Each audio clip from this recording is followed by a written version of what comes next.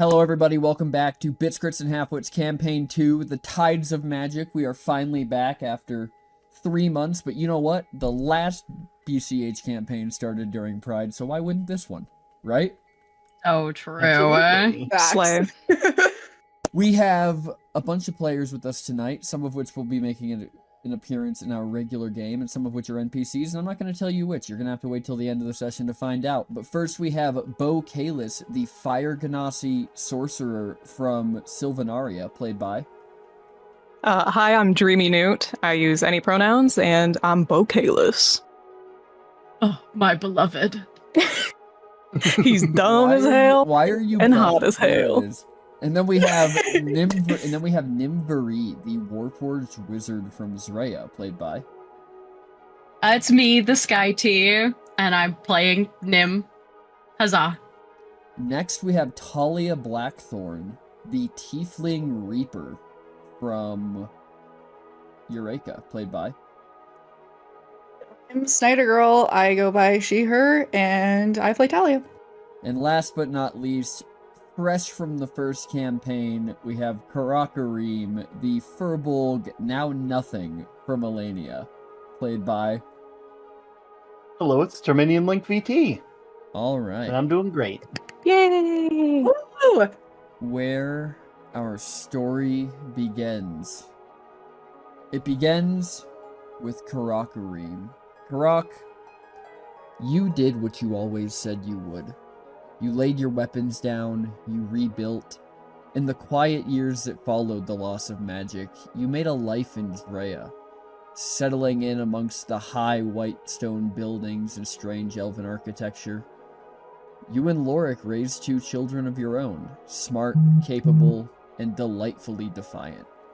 You sat in on council sessions during the city's democratic transition, even advised during its first border dispute.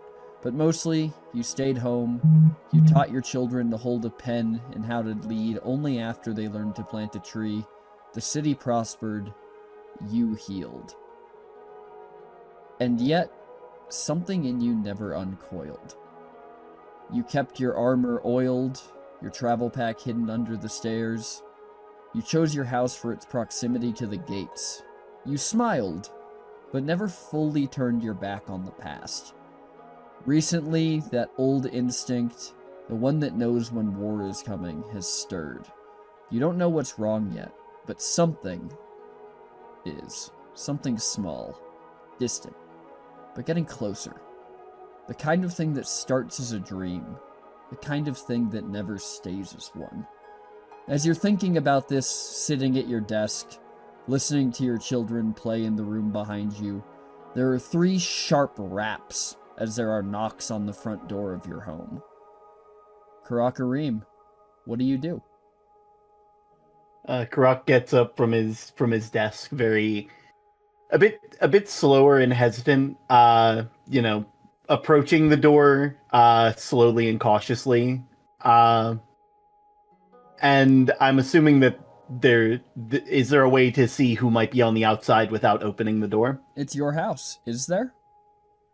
I would assume so. All right. As you look out onto the front stoop of your home, and even in the heat, the figure out front is cloaked, a hood pulled closely over their face. Go ahead and roll me a perception check. All right. First roll of campaign 2, folks. This will set the whole Yay! tone. There we are. Perception check. Perception check, and the roll is a... No, there it is. Yeah. A 17, setting a great tone for the start of the campaign. Karak, as you look at this cloaked figure, you see that some pieces of the cloak are poking out, almost as if something's applying pressure to them from within. And underneath the hood, you see a flash of blue scales. Who is it? Oh, can you just open the door, Karak? You recognize Breton's voice through the door, although it sounds haggard, almost older. Oh, and Karak, upon hearing one of his, not close friends, but people that, friends of the friends, proceeds to unlock the door and open it up. Just a tiny bit. Still kind of like about enough where you can stand in the door and just be like, what, how are you doing? How long? It's been a while. He kind of, as you open the door, he kind of steps past you. And as he does, he stumbles a little bit, and you see that part of the cloak is soaked through with blood. Are you okay? What happened? I got stabbed. Nothing terrible. Moderating a new dispute down near Stipvale.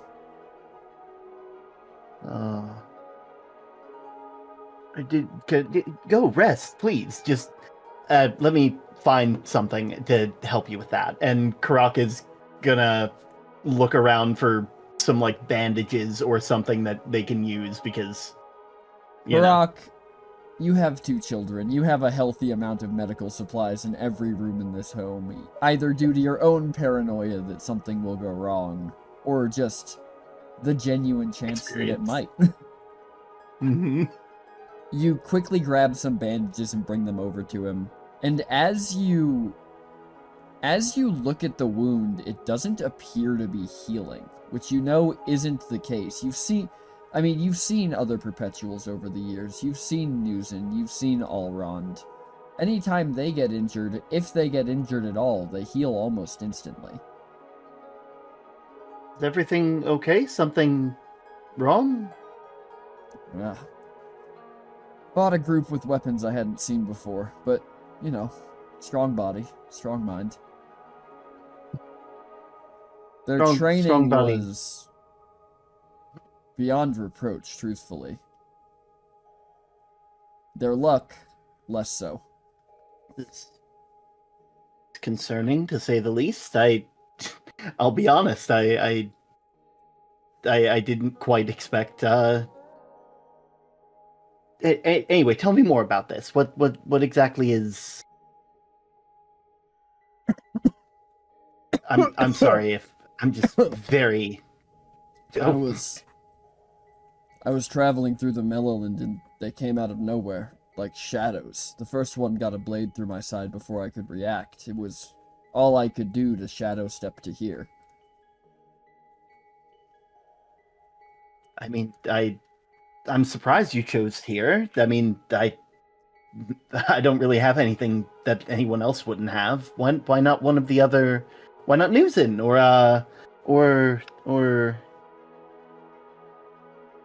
And Karak kind of realizes that like Newson's probably the only other perpetual that they really are able to talk to. Well, no, that and Allrond. So it's just like, or Allrond. Surely they would know more about this. And do you know where either of them are? Do you know where any of the other perpetuals are? It's been 20 years, Karak. We've stayed separated for a reason. It's not good. That's not good at all. And Karak kind of is like pacing a bit. Like it's almost like this is certainty that something has, like certainty that their feeling that they've been feeling has been correct. And now they're just trying. They're like they are very keenly aware of where their kids are in case if something happens, so that way they can, if they need to do something. Almost as if he's reading your mind. You watch as Breton holds up a hand and waves it as water almost appears to flow into runes. And even though magic is gone, you still get that old sense of it manifesting as you feel a barrier go up around your home. Thank you. Sorry, it's been... I just need a place for the night. I'll be gone in the morning. Of course. Stay as long as you need to. Thank you so much. I don't know why I've been getting this. You need money? I know you've denied magical help from the others, but if there's anything I can do for you. The protection you've given is appreciated and more than enough. Trust me. It honestly puts my mind at ease a tiny bit. I've been on edge. Things feel After what we went through, Karak, I think things are always going to feel like that. Yeah. Anyway, feel free to help yourself to anything in the house. Anything that you might need to help yourself recover. Yeah. And Karak is going to go check on his kids, make sure that they're doing well. Just to reassure himself, honestly, that like nothing's happened. Breton goes to bed and nothing else happens until you find yourself drifting off to sleep. Nim. The Godforge has been good to you. In the years since magic settled, you've delved deep into your research, first into the properties of magical creatures, then into their place within the larger system of the weave and the flux. With peace came time, and with time came understanding. Your research has grown into something more, a living archive of how magic interacts with life itself. You've cultivated habitats, invented tools, and created rituals of observation and classification. You're not just cataloging species anymore, you're learning how they fit, how they resonate. You don't sleep, you don't age. Time for you has become a long corridor with lanterns lit only where your curiosity turns. In the skies above, you can see your connection to the flux, the lines of the weave pulsing each night, a web of threads invisible to most, now as familiar to you as any journal page. You've begun to see them not just as a system, but as a language. You're starting to read them. And that's when one of the threads, the brightest you've been tracking, flickers once, then vanishes. You log the anomaly, you run the test again, and again, but the thread seems to be gone. Bo Kalis. Yes? The Godforge has become your home, but more than that, it's become your rhythm. In the years of quiet since the last upheaval, you've tended beasts both magical and mundane, learning not just how to handle them, but how to understand them. Where Nim works with theory, you work on instinct. You've trained familiars, treated wounded creatures, and built a reputation among the wandering adventurers as someone who knows how to calm even the most volatile of creatures.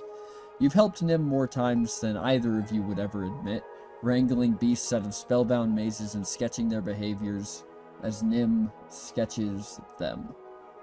But lately, your quiet routines have started to break. The animals grow skittish around nothing. One refuses to leave the shadows of its enclosure. Another has vanished entirely.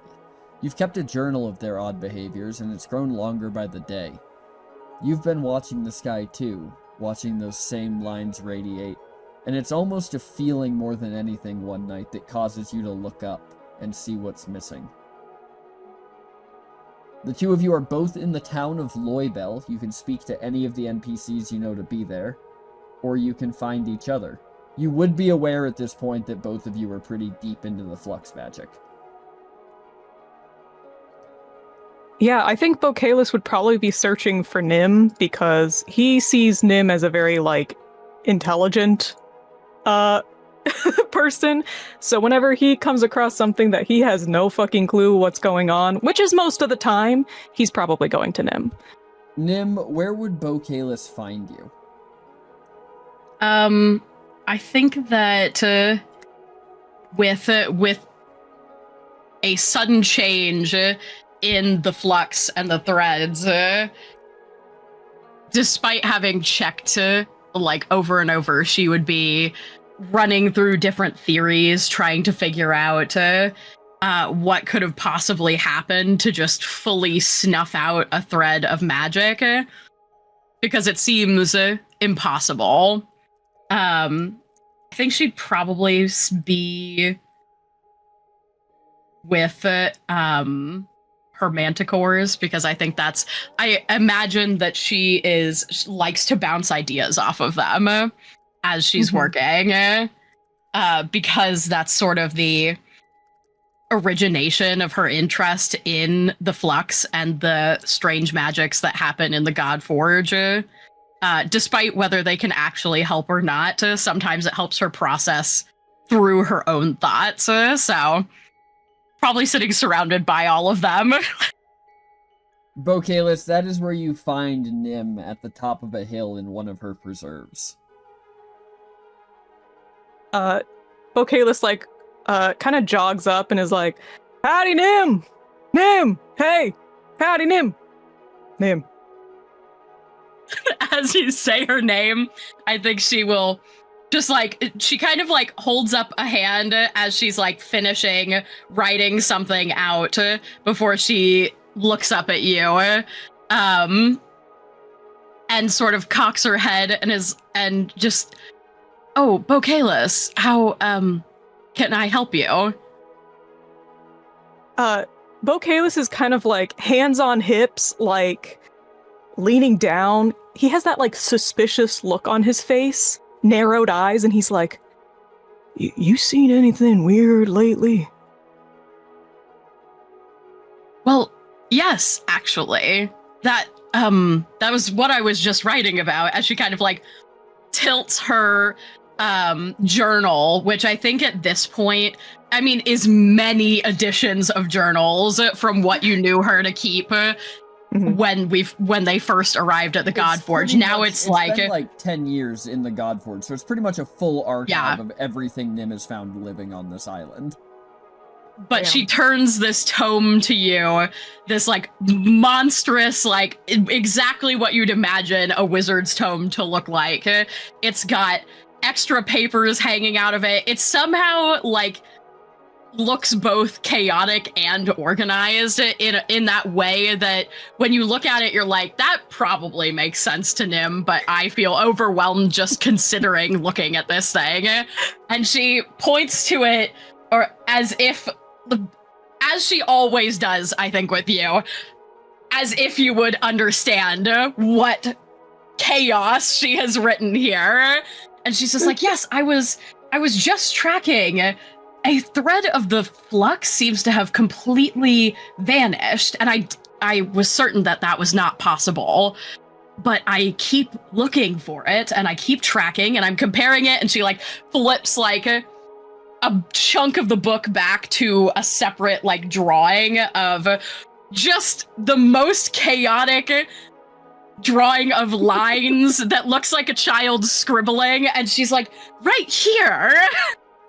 I'm certain that there used to be a very strong line of the flux right here, but it's gone now, and I didn't think that was possible, but I mean, surely it can't be. You can't just eradicate magic without any repercussion. I mean, it's a part of the world, and but you noticed as well? Bocalis this entire time has had like hand on chin, nodding his head, like as if he understands. Mhm. And he just goes, "You think it went somewhere else?" I hadn't considered that, actually. That it... I don't Well, think we went magic... somewhere else. Huh? We wasn't here before, and then we was here. Where... And I'm magic. That is true. You are magic. I don't believe that... As Bocalis is looking at the sky talking about this, by the way, the headlight beams are just coming out of his eyes. Oh, just of course. into the sky like a spotlight. You can Of always course. tell exactly Right. what Bocalis is looking at. But I'm going to interrupt the two of you because as you're talking, you begin to feel something. Talia. Reaping became a life. Not one of comfort, but one of clarity. In the years since you stepped in onto the Twilight Path, you've embraced your role fully, walking the threshold between death and what waits beyond. You've tracked fleeing spirits through mortal dreams, answered ancient bargains left unfinished, and stood vigil at the edge of void-rent cities where whole souls screamed without language. There's honor in it, even peace, a kind you didn't expect to find here. You've come to know the Twilight Path as a second home, its shadows less frightening, its rules more familiar than the shifting morals of the waking world. But even that path has started to twist. Doors that once opened with will alone now grown and resist. Certain names no longer echo back when called. Rumors reach you, unofficial whispers from other reapers. Something is stirring. A group went after a lost soul weeks ago and never returned. You've begun to see signs of crossing in the wrong direction, threads stretched taut in the veil. At first you thought it might just be seasonal, but now you're not so sure. So, to check, you open a door and take a step into the mortal world. As you step out, as the two of you on the hill, almost a rift. You can't really see it. It's almost opaque. Kind of seems to carve itself into the air on the side of the hill as Talia steps out of it. This is the first time that either of you have seen Talia in 10 years, since Coderell told you that she traded her life for his. Bo Kalis has likely completely forgotten who Talia was, so he just turns around and, kind of unblinking at the fact that she came out of nowhere, goes, "Well, howdy!" Something's wrong. Nim snaps her tome shut quickly and jumps to her feet. You are dead. Like a zombie? Yes. In a sense, yeah. Oh, I've come here to fix something. I have to imagine you must be sensing what we have also noticed. But I am perplexed about where you are coming from, as Nim kind of like, I think like, as the rift is closing, she's like glancing around you, like trying to see where this thing has come from. She's Nim, gonna roll me a perception check. Okay. Am not wise. Yeah, Wiser that than stands me. to reason. You catch a glimpse, just a glimpse of an iridescent roadway, and then the portal closes. We were told you traded your life. But this is, Talia. I don't know if you remember. Talia. yeah. Sounds oddly they were- familiar. They were Vex's apprentice. Many, many years ago. Was she the one Steeple didn't like? People didn't not like a lot of Steeple. people. But yes, so she was one of them.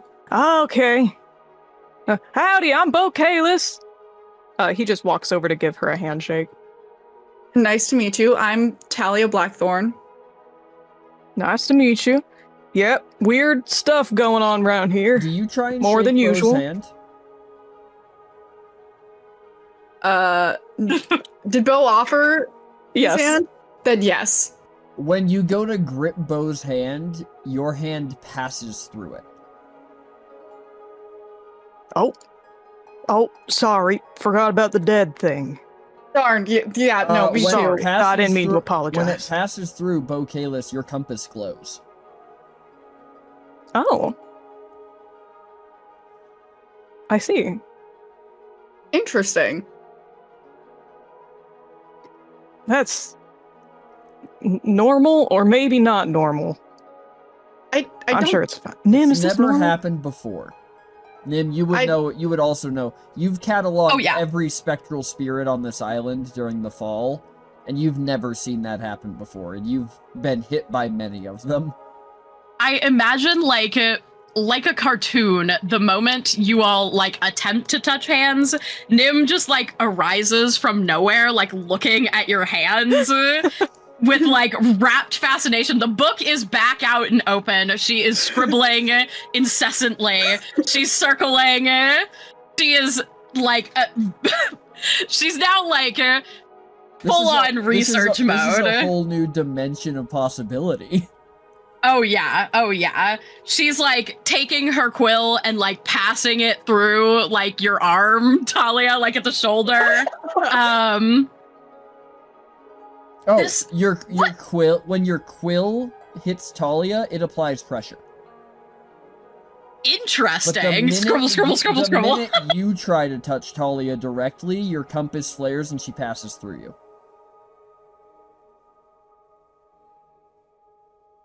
Interesting. For Fascinating. chat, because I realized I didn't explain this. All of these characters have a brand of a compass somewhere on their body that imparts some magical effects. Except for Talia, who no longer has hers. Woohoo! Right. Hold that. Bocalis, while all that is happening, while Nim is writing down all these notes, Bocalis is just like so used to it. He's just kind of like holding up his hand so that she can look at it, and holding up his foot so she can see his compass. You know, like all of that kind of stuff. Yep.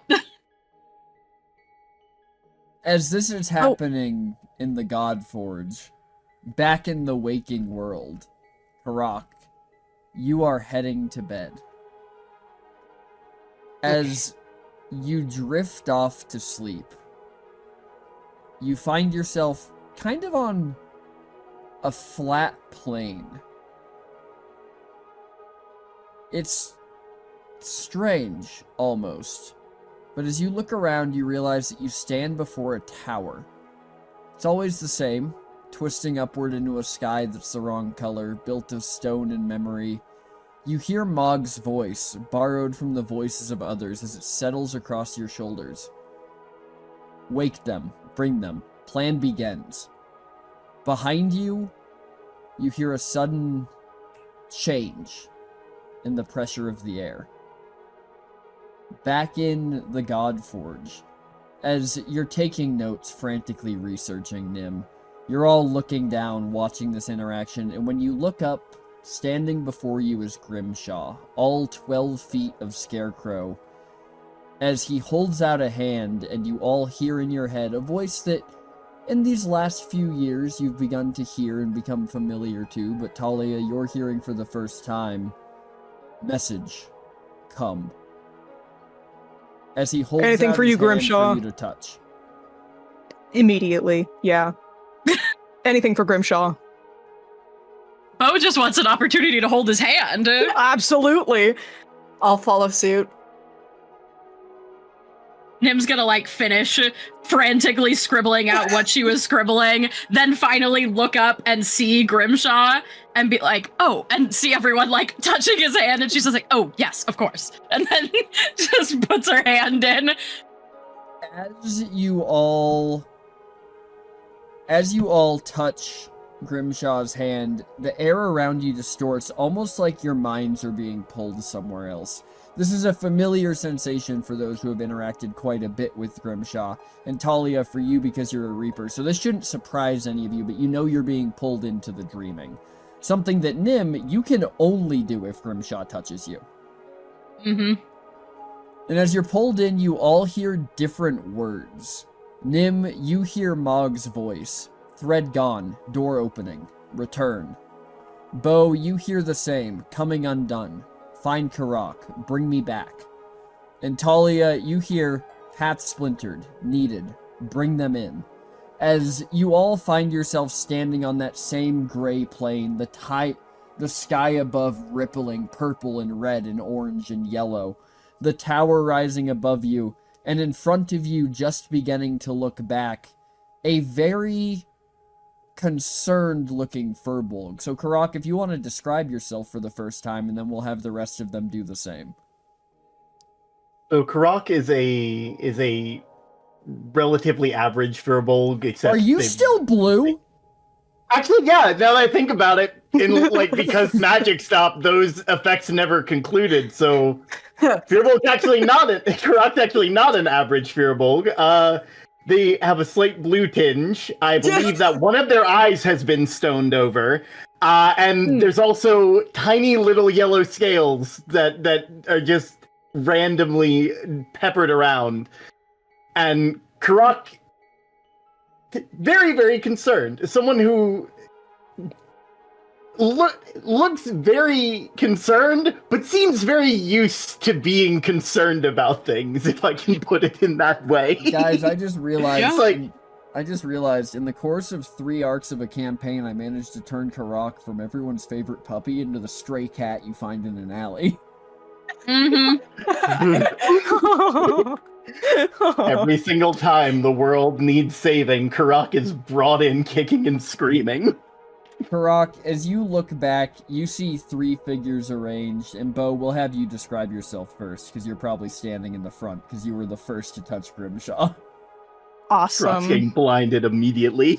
Yeah, see, that's one of the big features about Bocalis, because even though he is a relatively typical-looking fire genasi, he's got like a dark gray skin, flaming beard and hair, also a glowing area in his chest and stuff like that. He's also been made an absolute mess because of various magic happenings over the years, so his eyes shine brightly like a torch and also like are almost beam-like headlights. I think they're blue at this point. They are blue at this point. He's got big teeth, pointy ears, blue ears as well. A lot of things are blue. He's just a little bit of a mess. But other than that, he's a rather large, broad guy. Very handsome. Standing behind this fire genasi, I'm assuming scribbling furiously on your mind note. Oh yeah. Do you want to describe yourself, Nim? Standing about 2 feet above Bocalis, you see this what appears to be made of mostly glass, warforged. It appears, unlike the warforged that you're familiar with from Zorea, she has some strange, affectations that appear to have been added afterwards. Something that approximates sort of a cascade of wavy hair that hangs to one side, as well as what appears to be like some melted glass that seemed to pull out into elf ears. She also has a large, billowing blue cape that sort of moves on its own, it appears, and she has not looked at you. She has a massive tome that it has papers and markers and all sorts of things throughout the regular pages. And she is writing furiously, and pauses for a moment to kind of look around at the space before scribbling again incessantly. And standing shorter behind the 2 of them, you see a tiefling. Yeah, The so tiefling- Talia... I will say, the tiefling here, and I'll let you describe Talia in a second, Snyder, does seem to be kind of rippling this purplish black smoke off their form. Oh, that's fun. Ooh. But yeah, she's looks like a very standard tiefling. She has one eye that's kind of like closed shut, and sewn together, and then the other one's kind of like pure white. Yeah, she's wearing like a very dark cloak around her, and yeah, She's kind got a of purple looks... snake tattoo wrapped up one arm. Yeah, purple snake tattoo that kind of shimmers in the sunlight, but... And you all just kind of find yourself staring at each other. This tower looming a couple 100 yards ahead of you. Any of y'all know this guy? Hello, my Nim, name's Karakareem. Nim, roll me a history check. Okay.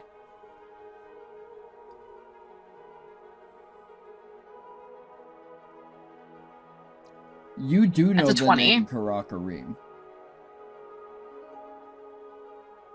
You would know approximately everything that happened in Zorea. Up until you left.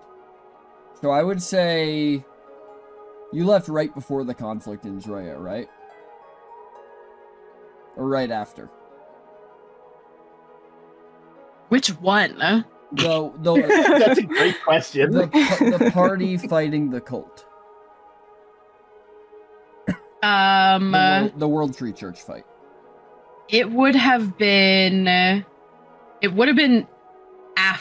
before, because I think after was when we moved all of the souls of the soldiers into the Warforged, wasn't it? I think it was before that. We had the party. Was it before? We got lost underground. Because the soldiers helped you guys fight the siege. They were fighting at the workshop. Mm-hmm. Okay. So it was. So it would have been before. Okay. So yeah, before. So the you would have conflict. you would at the very least have been aware, just through information passing and hearing things, that Arendelle Winzorwin had returned, and the name Karakarim would ring a bell as one of the people who was in his party at the time, and you would know that that is Elliot. Okay.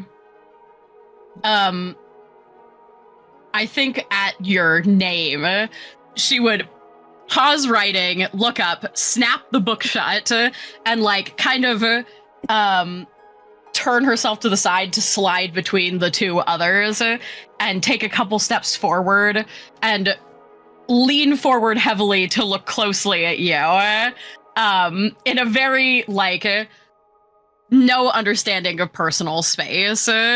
And she doesn't have a lot of expression on her face, but you can imagine almost the air of like narrowed eyes as she sort of thinks about where she's heard your name before.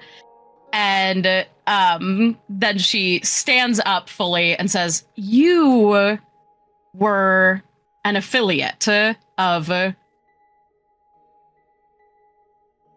Arendelle, or Elliot, I believe, is what you called him." Rock hears like any amount of that and kind of relaxes a tiny bit because it's like, okay, there's this person knows me, and not for the reasons that a lot of other people know me. Ooh. Oh, wonderful to meet you. Where are we? Who are you? Well, as she kind of like looks around and she's like, "It has been some time since I dreamed, but we are in dream space, brought here, well, at least we were brought here by Grimshaw. I can't say why you are here. Someone must have. Maybe Grimshaw brought you in? Did you see a 12-foot scarecrow before you got here?" She opens her book again to write it down, whatever your answer is. I know of a 12-foot scarecrow, and I know they're a friend of Mog's. And Mog is a wonderful friend. I haven't seen them in a long time. Oh. Mainly, I'm sorry, there's just a lot going on. But definitely not Grim. You said their name was Grimshaw? They didn't show up. I had Breton over, and my kids. Oh, wait, we're dreaming, just asleep. When you It's say fine. the They're word fine. Breton, Karak, all of you almost, well, everybody but Talia, you almost feel almost like the same kind of a vibration, just kind of twing across the lines of the weave that you all feel around you. Almost like something stepped on a spider web somewhere. Like that very slight, like barely noticeable. I think it's at this point Karak realizes they are in a location that is very magically inclined, and definitely like eases up a tiny bit more because okay, does Karak feel his magic in this area? Yeah, it is roaring through you in a way you haven't felt in years. Oh, okay. Whew. I thought magic was gone. Oh. Okay. What? That's Gone. Oh, Whatever would I study if there were no magic? That's just... I think I'd go poof like one of your threads. Threads? Did I? Yeah, one of them's threads. Yes, the thread, the flux, the weave, the magic that binds us all together. She, like, flips through this tome and shows you this page of, like, what looks like just incoherent scribbling. And she's like, these, the magical threads that bind us all together. One... Karak, roll me a history check at advantage. Rolling a history check.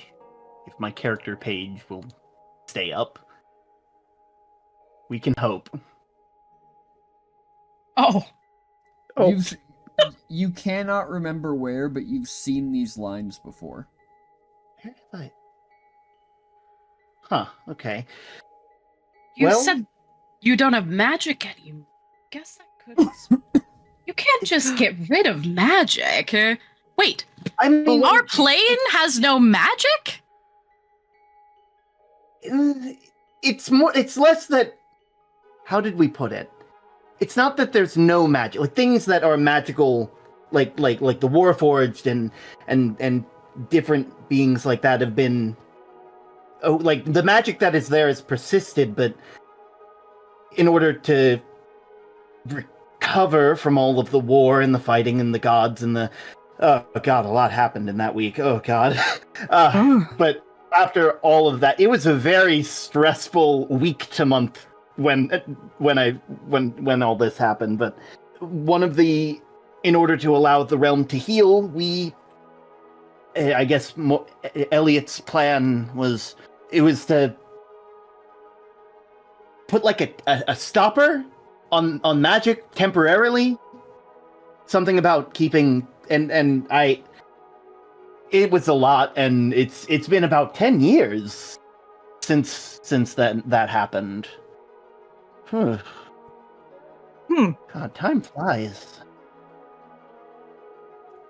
But I mean, if Mog's here, then I mean, it'd be nice to catch up with him. I mean, I can't waste that opportunity, right? And Krok kind of looks at the tower, and he seems excited, but also something is bugging him about the fact that something about the tower is bugging him. Yeah, Bocalis actually finally speaks up, and he goes, "Mog's who said it in my head. Your name. Mog said it in my brain. I didn't know he could do that. I thought it was my brain saying it to my brain, and I was like, who's Karak? And then you said, I'm Karak, and then... Oh, I know that feeling far too well. Yeah, I forget my name sometimes, too. Mm-hmm. That was a... Ooh. Anyway, It's very easy to remember Bo. B-O. So we have Bo. I can't remember if Nim has introduced She did themselves not. She did not introduce herself at all. I am Nimvery. Wonderful to meet you, Nimvery. I'm not gonna lie, it's very nice to have you. I haven't heard someone talk about magic in a long time. Elliot would go on about it, and it's honestly reassuring. Thank you. And you? Krok kind of gestures to the smoke billowing off of this figure. I'm Talia. Talia. Okay, good. Bo, Nim, Talia, Karak. All right. Karak kind of looks back at the tower and is like, "We must all be here for a reason, and it seems like Mog is the only connecting factor. So, Yep, it's coming undone. Coming undone." Yep. I'm sure that no magic is coming undone. There's certainly an explanation roll for me why. Another history check at advantage when you hear "coming undone." There's certainly a reason for why a line of the flux. It's probably just moved. I mean, they don't just. That's what the little Mog in my head said. God damn term. It's really saying no today. Listen, it's been a while. It's a good thing you rolled Say an 18 to start it off, because I hope It's literally been 10 years magic exists. Alright. Do you guys head towards the tower?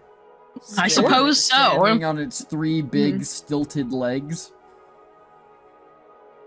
As the four of you head towards the tower, the ground almost seems to close as soon as you begin walking on it, which for those of you who have spent time in the dreaming, again, is a familiar sensation. Dreams don't work the way normal reality does. But as you approach, the door swings open and the foyer of this tower stands inside, larger than it should be from the outside.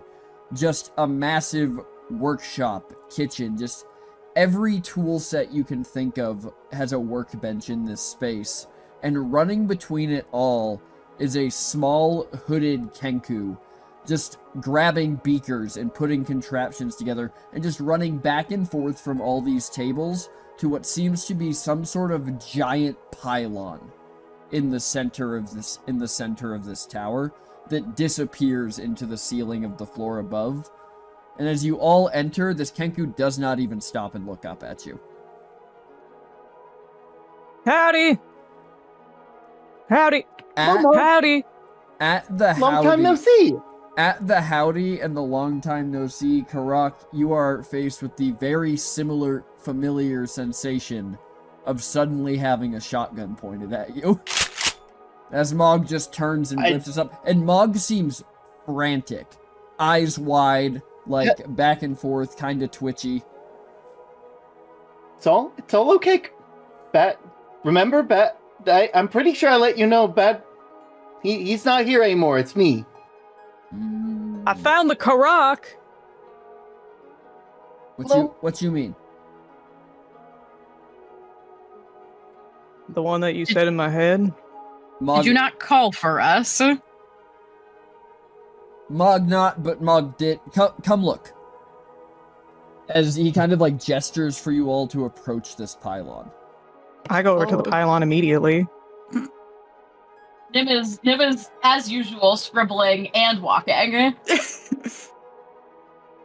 Barack is probably one of the last people to approach the pylon just because of the knowledge of how Mog works and how these things generally go. The knowledge of how Mog works and the feeling that they've been feeling this whole time.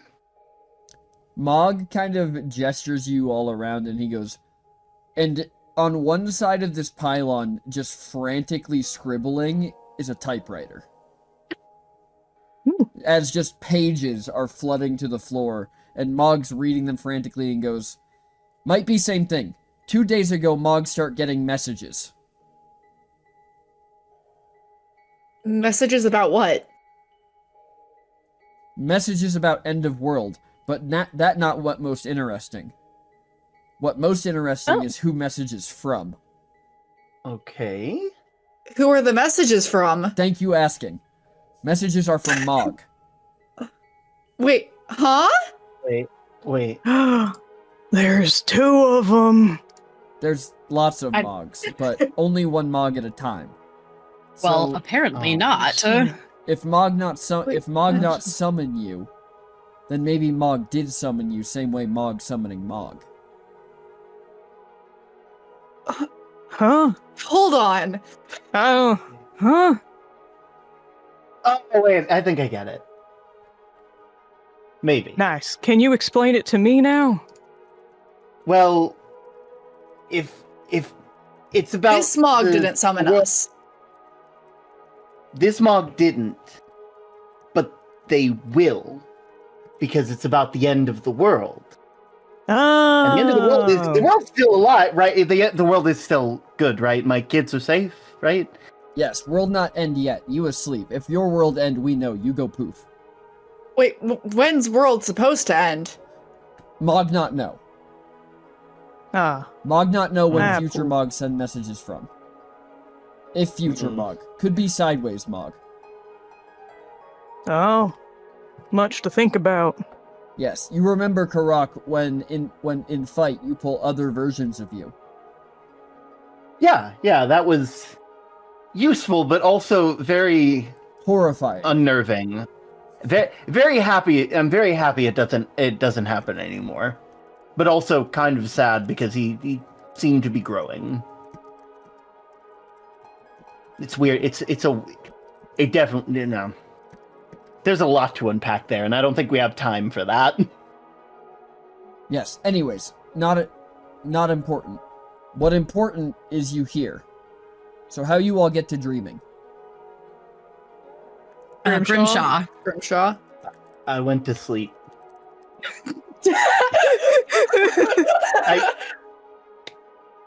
I mean, how else are you supposed to dream? I didn't even know Grimshaw could do that. It's the only way I can dream. I don't sleep. Got it. So you three reliably come back. You maybe not so much. We see if we work on that, but magic gone. Not important. Mog should show you note from future Mog.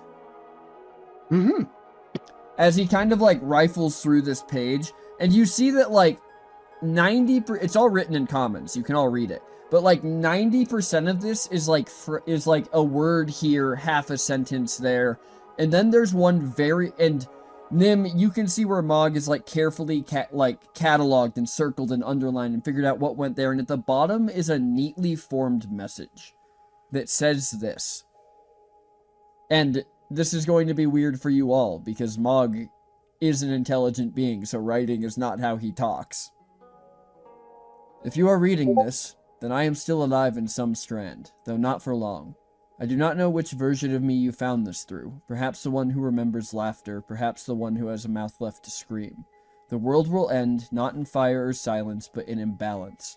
There is a soul that was never meant to stay, never meant to grow. It escaped the ledger, it found a way to keep eating without being counted, and now death leans and life breaks beneath it. You will want to stop it, but you cannot stop a wound by closing one side of it. The realms, life, death, dream, and what hides between must be bridged. Not shattered, not sealed, stitched. This is not a war of gods or kings, this is a war of weight. You must make the scales hold. If I am gone when you return to me, follow the fault line. You'll know it by its silence. And if you hear me speak again, it is not me. And at the bottom it is signed M, and then underneath in parentheses, or what's left of him. Well, that don't sound like Mog. I'm not gonna lie, Karak just like saw that one sentence of a soul has grown when they shouldn't and has continued to feed, and is just like, and remembers when they walked the Twilight Path. And one of the Reapers told him that he was supposed to be there a long time ago. Which is a very concerning thing to have said. Any of you make head or tails of what this mean? No. I'm worried it might have something to do with me, but also I know enough to know that if it did have something to do with me, this would not be the way it would be dealt with. Why you think you think it might be you? Well, because last time I walked the Twilight Path, one of the Reapers, apparently the rest of the party knew them, they said I was supposed to be there a long time ago, and I hadn't shown back up in a while. And that it concerns me. I don't want to think that after saving the world that I might be the cause of it. But I'm also not dumb enough to rule it out. Then we has to find out. Which means we have first goal. Nim, you want to help build device. I'm always happy to build devices, but I'm going to need a little bit more. We is going to build a device to see when somebody's supposed to die. Oh, cool. Need me to go collect parts? Yes. We will need things from other places outside dreaming. Talia should be able to bring things from your world to this one. Is it? What do you need? Before we get deep into this, to build a device that tells us when someone will die, isn't that a bit close to tampering with time itself? It's a dangerous path. Mog agree. You know Mog pragmatic in most things, but Mog think that Mog would not have sent Mog a message if reward was not greater than risk. But the end of that message, it hardly sounded like you, and the end of that message explicitly stated that If we heard Mog, anything else, very eloquent writer. Has actually, I was about to ask if Karok's ever gotten a letter, but Karok has gotten a letter along with the party, And it was very eloquently I written. can confirm it was very eloquently written. So Karok's just gonna nod and be like, "Can confirm." Very very wonderful letters. I trust Mog. Mog's smart. Mog just sounds stupid because Mog have borrow words. well, I never wanted to imply that you were stupid. Bird-brained. I wasn't going to say that. He's just like me. Except really smart and good at word. Mog just You like have pats your you moments, on Bo. Mog just Thank you. pats you on the knee sympathetically, Bo. Both sighs. First thing first, Mog have to whip something up real quick. He says as he walks over to a workbench and just starts pulling things out and begins working as he talks. So, Talia, you has been Reaper for how long now? Long time. Yeah. What you know about Death's Ledger? I don't know. What do I know about Death's Ledger? So Death's Ledger is basically the only rule you have to live by, which is souls. It's not so much of a when a soul dies, right? But souls are meant to die. So if somebody who's meant to die starts living too long, Reapers are sent in to clip that thread. Okay. Yeah. They're also sent in if people, and you would be like tangentially aware of this. So this isn't within your duties, but you have an idea that Reapers do it, is that for some Reapers, time doesn't seem to really matter when they step out of the Twilight Path, which means sometimes they go back and clip strings that like just got made. Like somebody fucked with a time spell and went back and saved someone's life, and they go back and clip that thread. Okay. But it's basically the only rule, and you have an inherent feeling in your chest every time it's out of balance, which you do have right now, and you've had for a while. Okay. I know what it is. I've got a feeling something's wrong with it. That makes sense with Happy message. But you can be go-between? Yeah, I can be go-between. I think you is only one who can step in all three worlds. That makes sense, yeah. Okay. If you notice anything in your worlds that support Mog message to Mog? I mean, there's been paths that are not there anymore, or in wrong directions, and we Reapers who have gone to go reap and then just not come back. Okay. As Mog's like scribbling this down frantically, I'm assuming trying to keep pace with Nim. Oh yeah. As he looks at you, Bo, and Nim, and he goes, "And what about you?" The magic's been all weird. Weird how? It's like, and Bo starts making hand movements. Right, Nim? Uh-huh. Yeah. Uh-huh. Something to that effect. I follow the lines of the flux and the weave, and one of them, well, I didn't believe it really, but now things are getting more and more odd. One of them kind of just ceased to exist as she yet again flips her book to this page of incoherent lines and then turns it around to Mog and gestures to the line that appears to have ceased to exist. Mog looks at this book, and Nim, for the first time since you've arrived in the Godforge, you feel seen as you know that Mog just immediately can understand the notes and their implications. Oh my god, she feels so seen! As he's lining it up, and he kind of like looks at it, and you watch as he like runs over to a workbench and kind of like moves it to the side, and behind it is a bunch of scrolls and like a wine rack on the wall. And he pulls one out and runs and lays it over the top of yours, and it's kind of see-through. And you see that his has the missing one that you have on it, but also 4 more. As he kind of looks at it, he goes, "That not good." That is... Oh, they went over to That's not how Mom's that's the map. best luck. Told you they just went somewhere else. Nim, roll me a perception check. Okay. Nim does not look happy about the situation. Mm. And Karak, roll me a history check at advantage. Let's hope. Let's hope. There you go.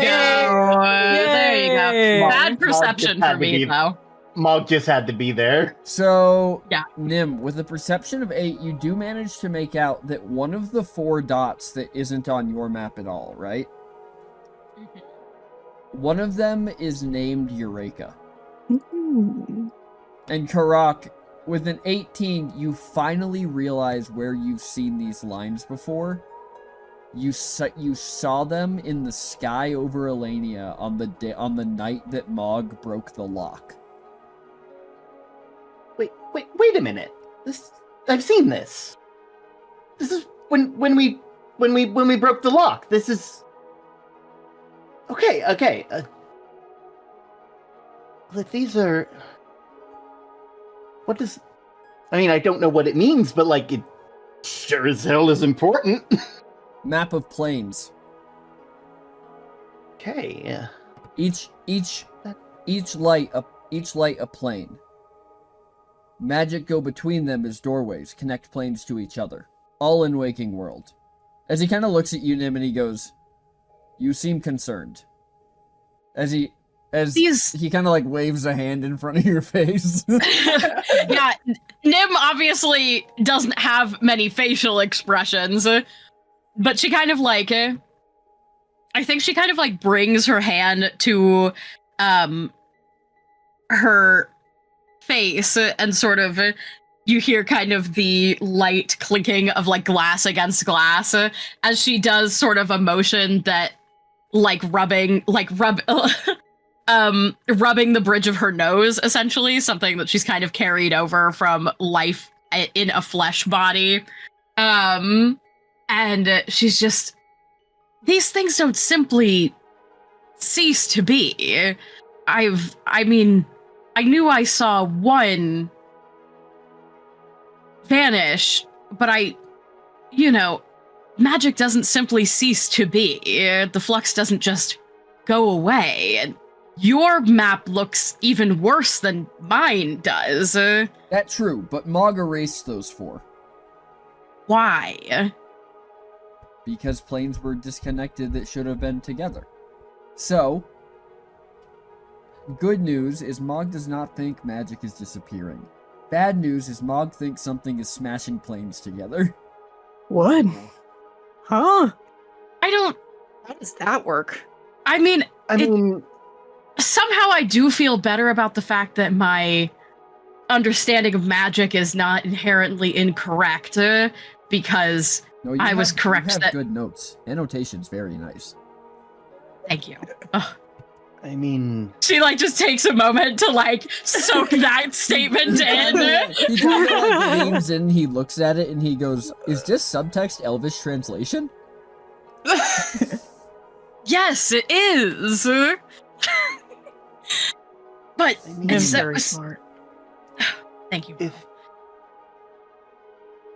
if it's possible, Velkin had already shown that it was possible to lock parts of planes that should be connected away from each other. I guess it wouldn't be unheard of to bring 2 that shouldn't be connected. It shouldn't be unheard of. Is this a bad thing? But how do we disconnect them? I don't think disconnecting is the problem. I think trying not to get slammed into is problem. That makes sense. I imagine it would cause wild, magical things to happen. I can't even. Oh, been there, done that. Like what's been happening? We've More had so. wild magic stuff.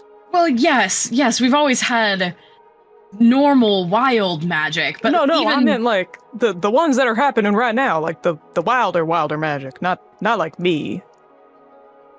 There's wilder magic than wild magic? Well, that's what I have to imagine. Apparently. I mean, yes, strange things have been happening, but our plane is not one of the ones that's been crashed into, merged together. It's not in the same way. No. So what is happening in the planes where that is happening? It has to be catastrophic.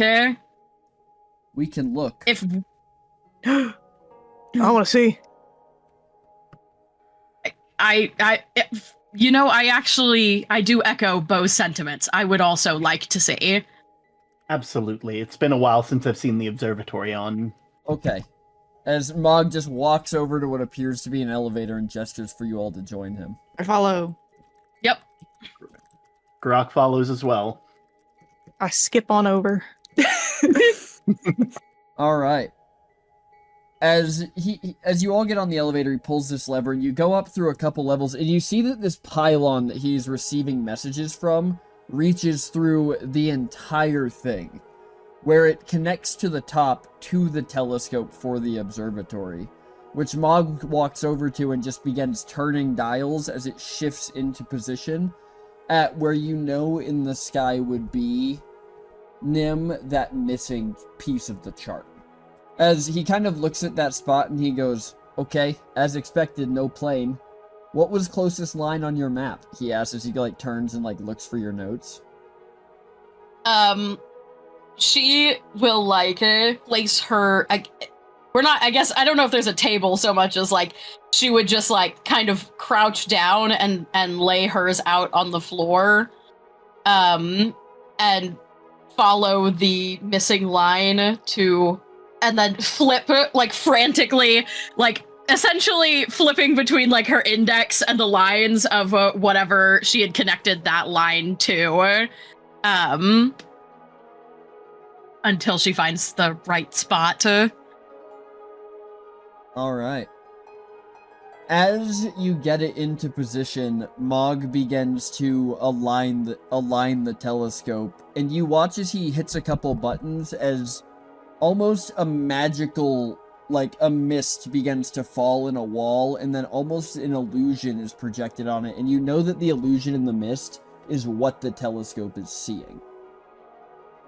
The lens of the telescope tightens, the field of stars bends slightly as Mog hones in on the area from your chart. The glass itself almost seems reluctant to reveal what's beyond, and then it focuses. And what you see through the eyepiece is not a sky, not a world. It churns. There are no clean edges. Matter spirals inwards like paint swirling in water. Colors too rich, too ancient, folding into one another and coming apart again. Mountains stretch and then melt like wax in a furnace. Rivers loop into themselves, turning upward and sideways, freezing and boiling all at once. At the center where the planes bled into each other, a rupture blossoms like a wound that refuses to close. It doesn't pulse, it trembles. And above it all, suspended in perfect stillness, is a figure. Not standing, not floating, just present. It has a shape, but either your mind or the magic refuses to describe it. It's not cloaked, not armored, not winged, but something in between all three. Its edges are sharp and undefined all at once, like you're seeing it through cracked glass. It casts no shadow, it reflects no light. Where its face should be, there is only depth. A hollow absence that swallows every detail around it. And though it stands motionless, the space around it reacts. Stars shift away, strands of broken plane matter twist toward it like iron drawn to a magnet. It's not doing anything. It simply is. And somehow, that's worse. As you all look down on this, you watch as the figure almost turns and looks back at you, before Mog slams the lens shut and the mist illusion vanishes. Well, that's not good. That's what My Mog stomach was going to hurts. say. I didn't like that. Okay. Well, if we look at path chart, as he kind of like looks through, like he turns to your chart, and he almost on instinct pulls out a quill and gets it like half a centimeter off the page before remembering they're not his notes. And he kind of like picks it back up and looks over at you. I think Nim is kind of like, for once, not returning immediately to her book, sort of like staring off at like the near eye contact, this thing at that is clearly like a rift in the magical, like is creating rifts in the magical world. Was like the near eye contact that was almost made. Like she's a little shaken by that, I think. Before she kind of like, as Mog kind of grabs her attention, she sort of shakes her head and crouches back down. Yes, yes. And she's gonna like pull her quill back out so they can examine the notes. Mog looks at you and goes, "Permission to draw?" Yes, yeah, granted. Thank you. And he begins writing in notes and drawing things, and you notice that almost as if it's upon his intention, the color of the ink from his quill changes. So as he draws lines, arrows one way, they're red from one to another, and then blue to the next one, and then purple to another. And you realize that what you've just been seeing is these strands of magic drifting between these focal points. He's drawing in his paths. And he's specifically mapping the path back to where you are now. Like he's seeing how long it's going to take something to get there. He kind of gets to the bottom of your chart and he goes, "Okay, is good news. Some good news." Some good news. All right. He taps 2 points right on the bottom edge, and he goes, "This one here," and he points to the one that's closer to the center of this kind of sphere of points, right? And he goes, "This Silvinaria. Silvinaria might be okay. Silvinaria has no magic. Kind of hide it, right?" Yes. And Silver then lining. Nice. And he kind of points up and he goes, "See, look how much dimmer thread is to Silvinaria." And Nim, do you think this is a thing that you would... I think this is a thing you would have noted down before. You just wouldn't have known what it meant. Yes, yeah. And then he points to the one behind it and he goes, "And this the Godforge."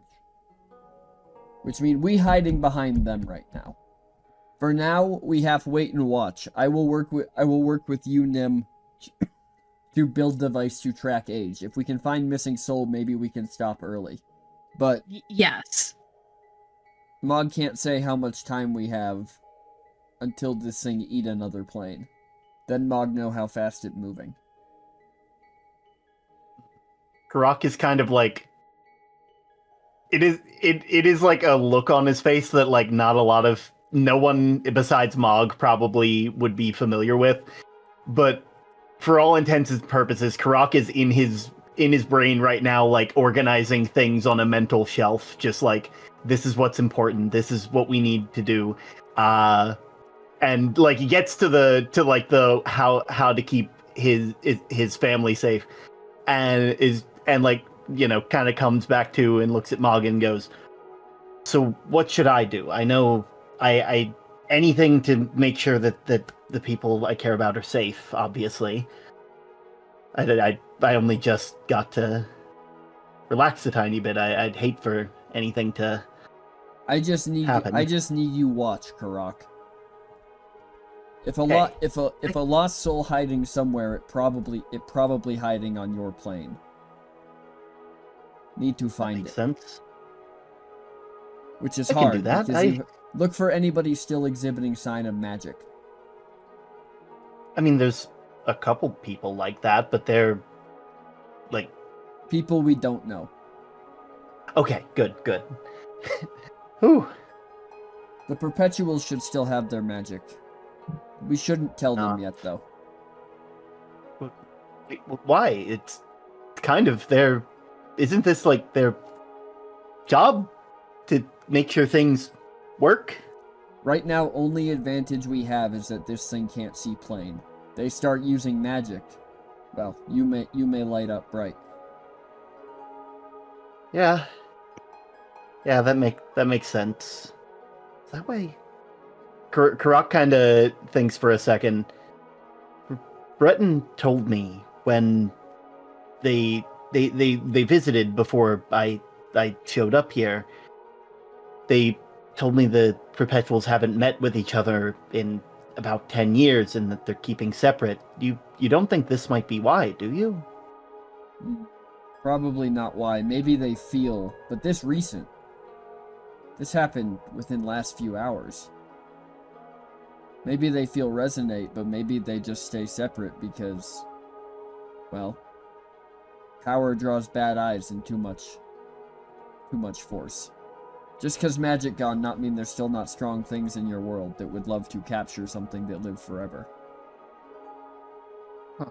Dragons still exist. Karak kind of like nods and is like, I'll make sure to take as good a set of notes as I can, and I'll make sure that next time I show up, if I show up, that I'll make sure to get it to you. Good.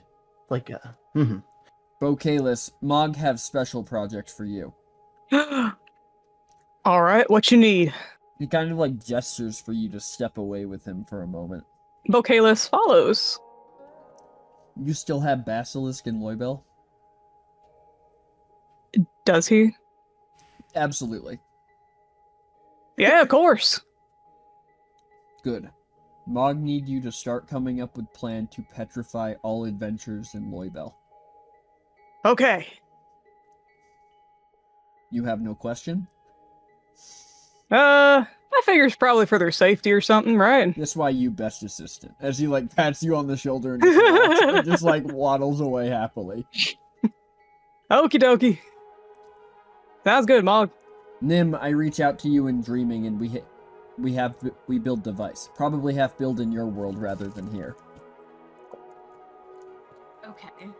I can make parts here and have Talia bring. Yes, that makes sense. All right. I guess you three I'm sure I see, but he turns to you, Karaki goes, I guess I see you again when the next one goes goodbye. I guess so. Karak kind of like nods and like has that look on their face of someone who's just very tired of this continuing to happen. Just this entire like song and dance that keeps playing. For the other three of you who are here, you guys have seen adventures, you've seen worn out, but you have never seen world weary like you see on Karak's face right now. Oh, man. Man's been through some shit. But at the same time, you can all feel the magic like rippling off of him. I think Bocalis just automatically assumes that Karak is someone quite strong by the way that other people are reacting to him. So I think he kind of acts accordingly, you know? As the dream ends and you're all pulled out of the dreaming, Karak, you find yourself awake laying in your bed next to your wife. You hear Karak Breton kind of snoring on your couch. Your kids... Well, you don't hear them, you assume they're in bed. Karak kind of like just lays there for a bit, you know. A sigh of relief that his life is still together. Before like sitting up in bed, trying not to wake Lorik. Roll me a perception check. Actually, roll me an insight check. Probably better. He's much more insightful than he is perceptive.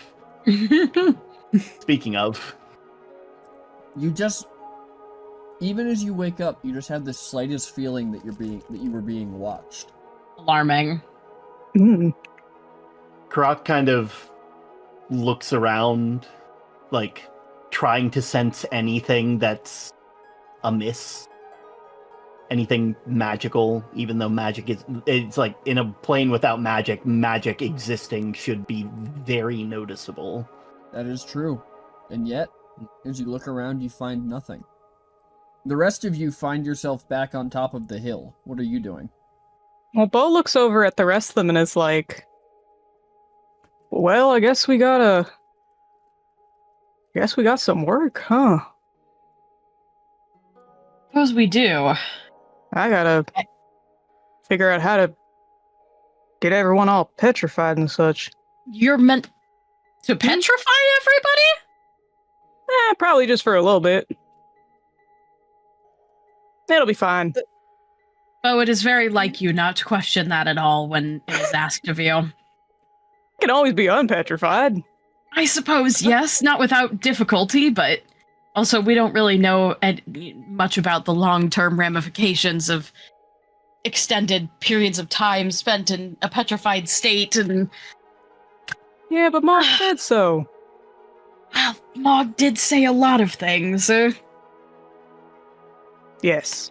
I am alarmed by concept of something. I am loath to even call it a creature, because creatures act within reason and self-preservation, and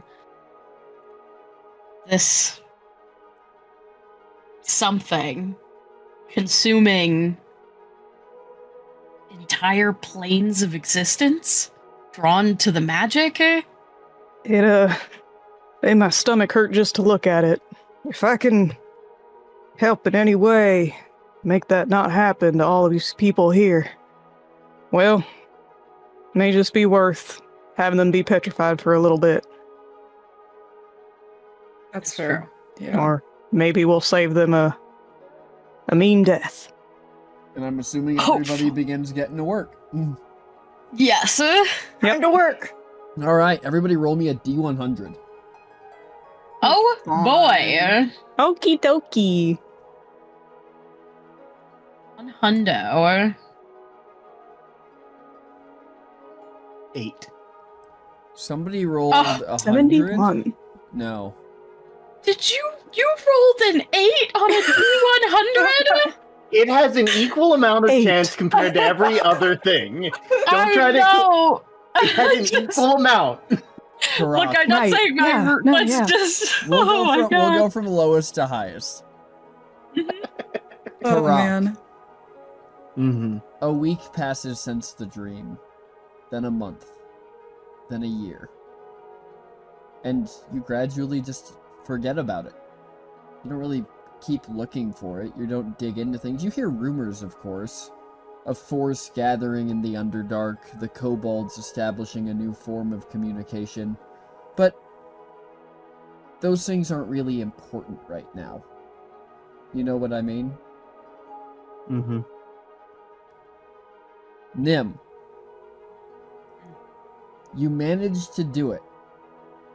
With Talia's aid and a little help from Mog, you managed to build a device that can accurately determine not the age of a creature, but how long of that creature's natural lifespan remains. Unfortunately, you can only get it to work in a percentile, so there's some decent math to figure out how long someone will live. But upon testing it on the people of Loybel, you discover that all of you are technically already dead. Yeah, figures. It's fun. Does stand to reason. Yeah, well, such is life. Or at least that this thing determines that you were meant to be dead already. You still don't know all the rules of the God Forge. Mm-hmm. Talia, Mm-hmm. over the next 10 years, things change on the Twilight Path. More Reapers begin to go missing. Souls begin to remain unclaimed. There's rumors, of course, that you've heard of Reapers working with mortals on different planes for something. You're not sure what, but you're looking into it.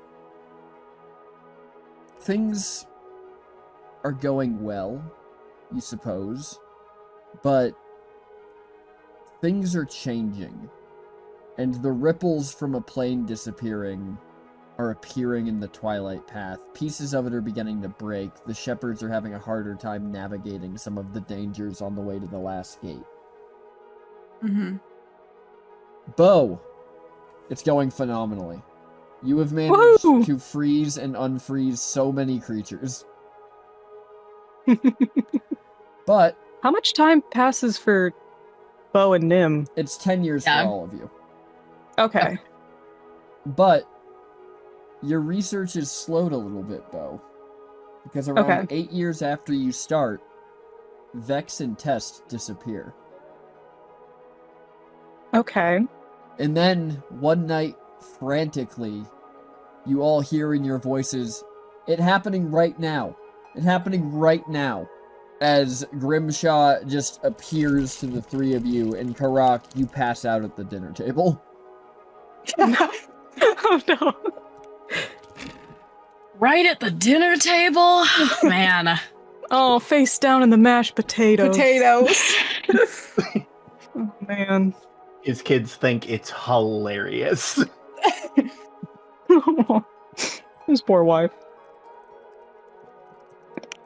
Listen, after their first date, I feel like Lork's probably used to it at this point. Weird things just happen. It's adventurous. Part of the fun. Do you say that out loud?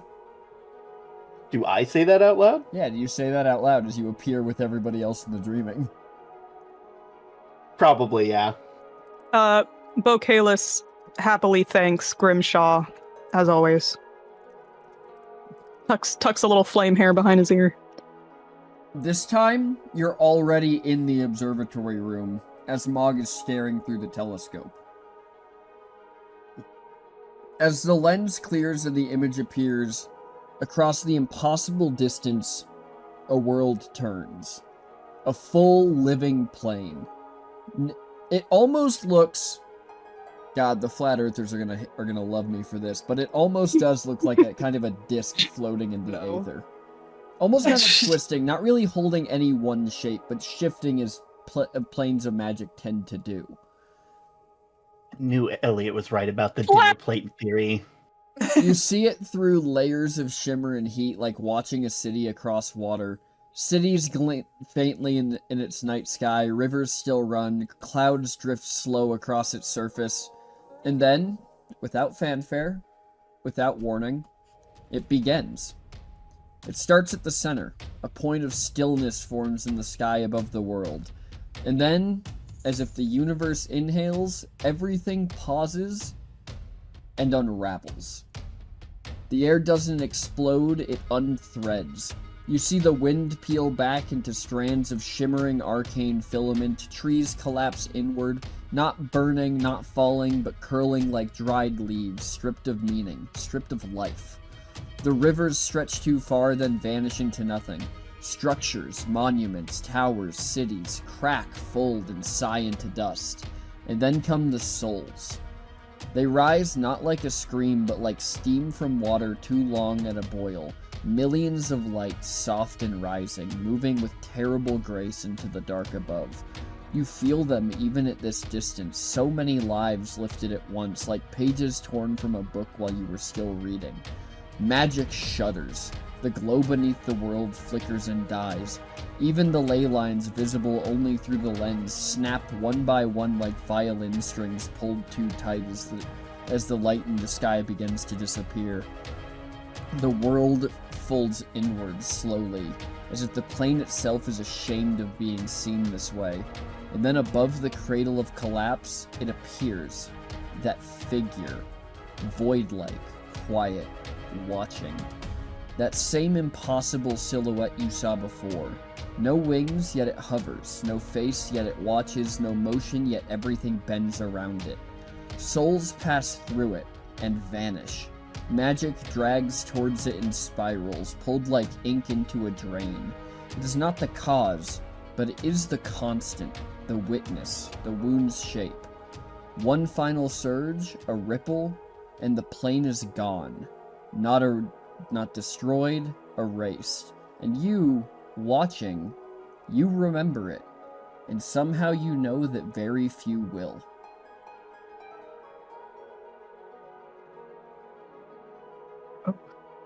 I think I'm gonna be sick.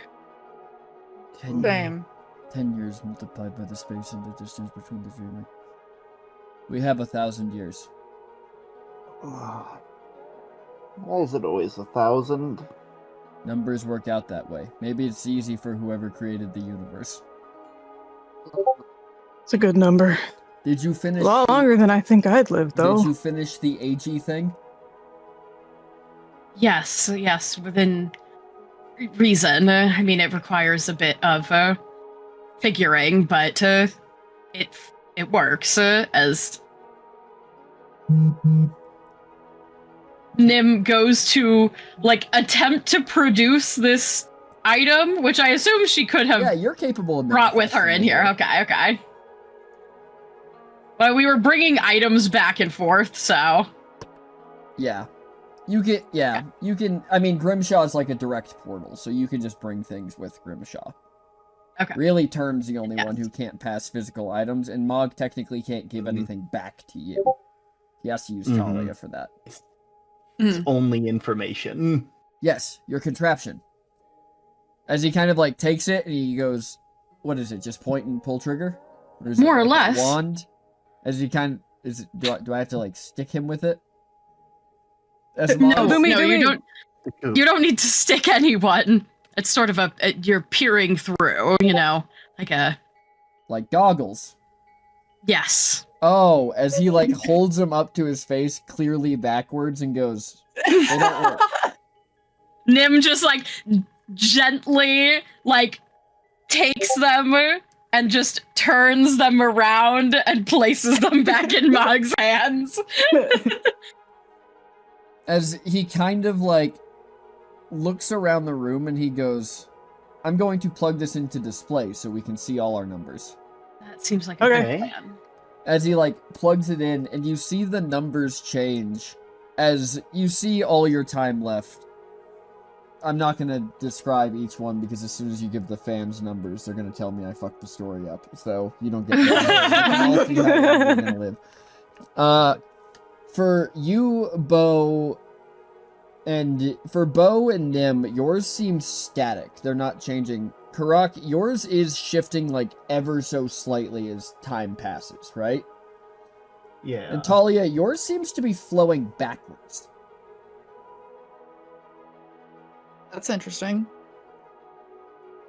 Huh. But Mog's, well, are all of you looking at yours, or are you looking at everyone's? Everyone's. I'm at everyone's, yeah. Yeah. I think the moment Mog's isn't on this the- list. Why isn't yours there? Oh, there are too many Mogs in Tower. It would have overpopulated list. That makes sense. wait. That makes sense. So that does. Anybody who wants Stand to to can reason. roll insight on that. Yeah, Karak's like rolling to. inside. Absolutely. If you think you have reason to. If you don't take that as an example, as an answer. Karak, And if you don't, I'm gonna make you justify it to me. Why your character wouldn't think that Mog was being untruthful about that. Karak, doesn't discount the idea that there could be too many Mogs, because that's just how Mog is. In fact, that makes perfect sense. But also, concerning the note and last time Karak came back from this whole thing, they felt like they were being watched. That kind of feels like this, and just the bad feeling in general. Karak is just this might be a good idea to be a bit skeptical in this moment. Okay, I Is that a accept good that. enough Roll reason? insight. Okay, wonderful. Who wants to tell me next why they get insight? For Nim, it's less that she would question whether Mog was being truthful, and more that her persistent curiosity would encourage her to think more critically. Exactly, I would think more critically about it. For her own personal notes and education, she would need to think about why, it's her device. What does she think the upper limits of it are, etc., etc. So Okay, I accept that. And then Snyder, I actually have a reason for you because you are a Reaper. Let's go. You know this device works by measuring souls, and you are acutely aware that Mog is the only thing in this building with a soul besides the four of you. Okay. All right. Talia, it's a weird answer, but you don't really... You know he's not telling the truth, but you don't really question it. You just kind of... His reasons must be his own, right? Nim, you've never been in this tower. That sounds like an acceptable answer. You've learned in the time that you've been here that there's a lot of shit in this tower that just doesn't make sense. You think it's probably not an upper limit of your machine, it's probably an upper limit of whatever he's using to display it.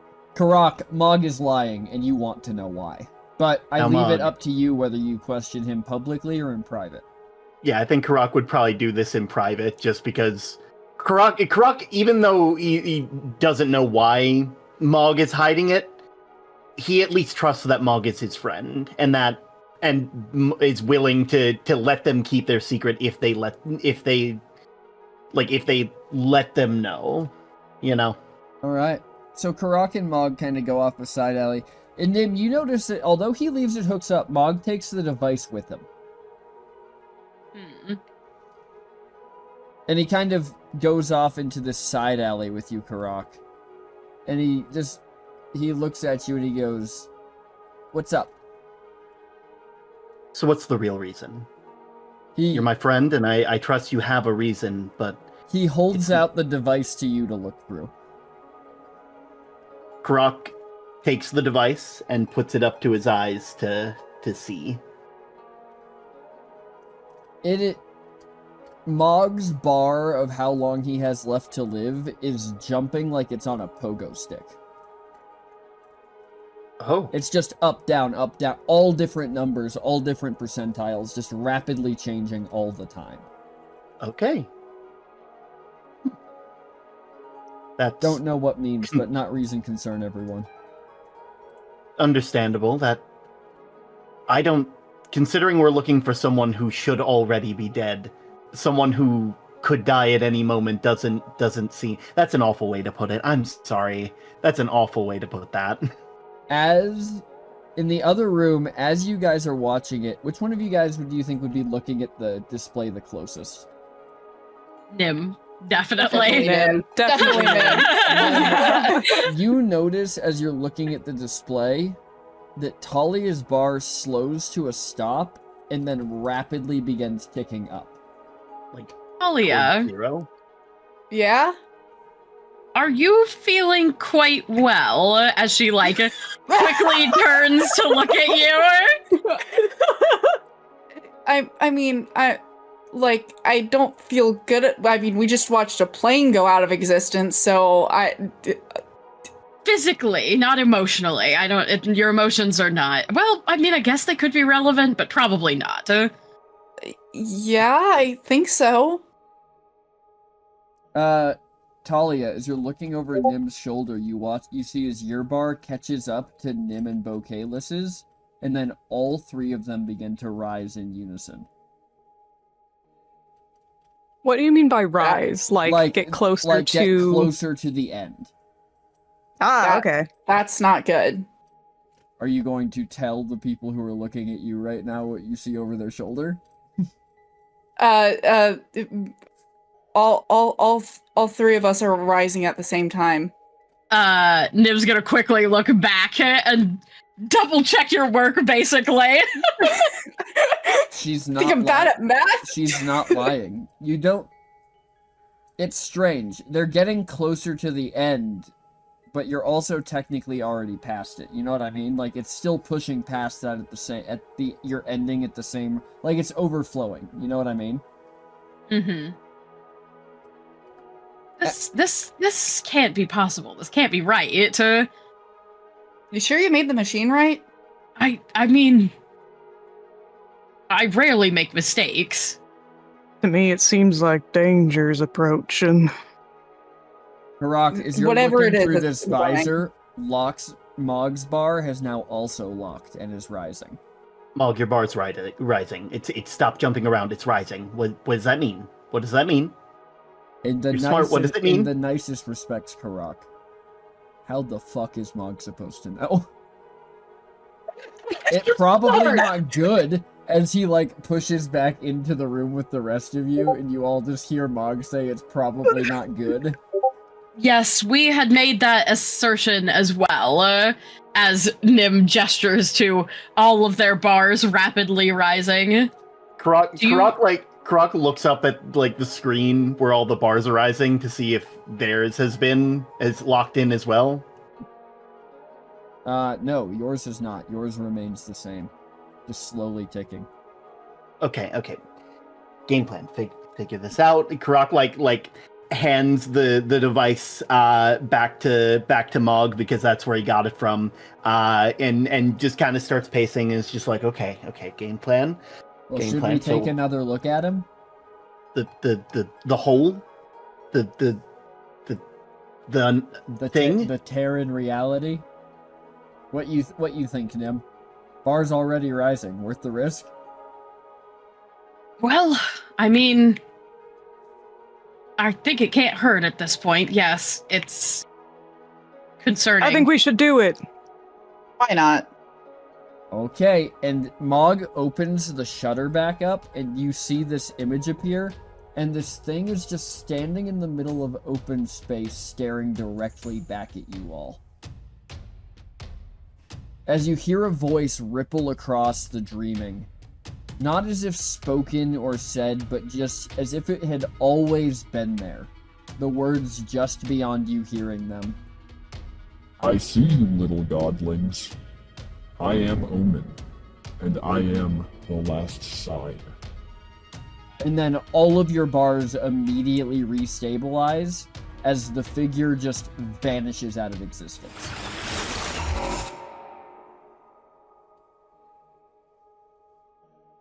That's a lot to unpack.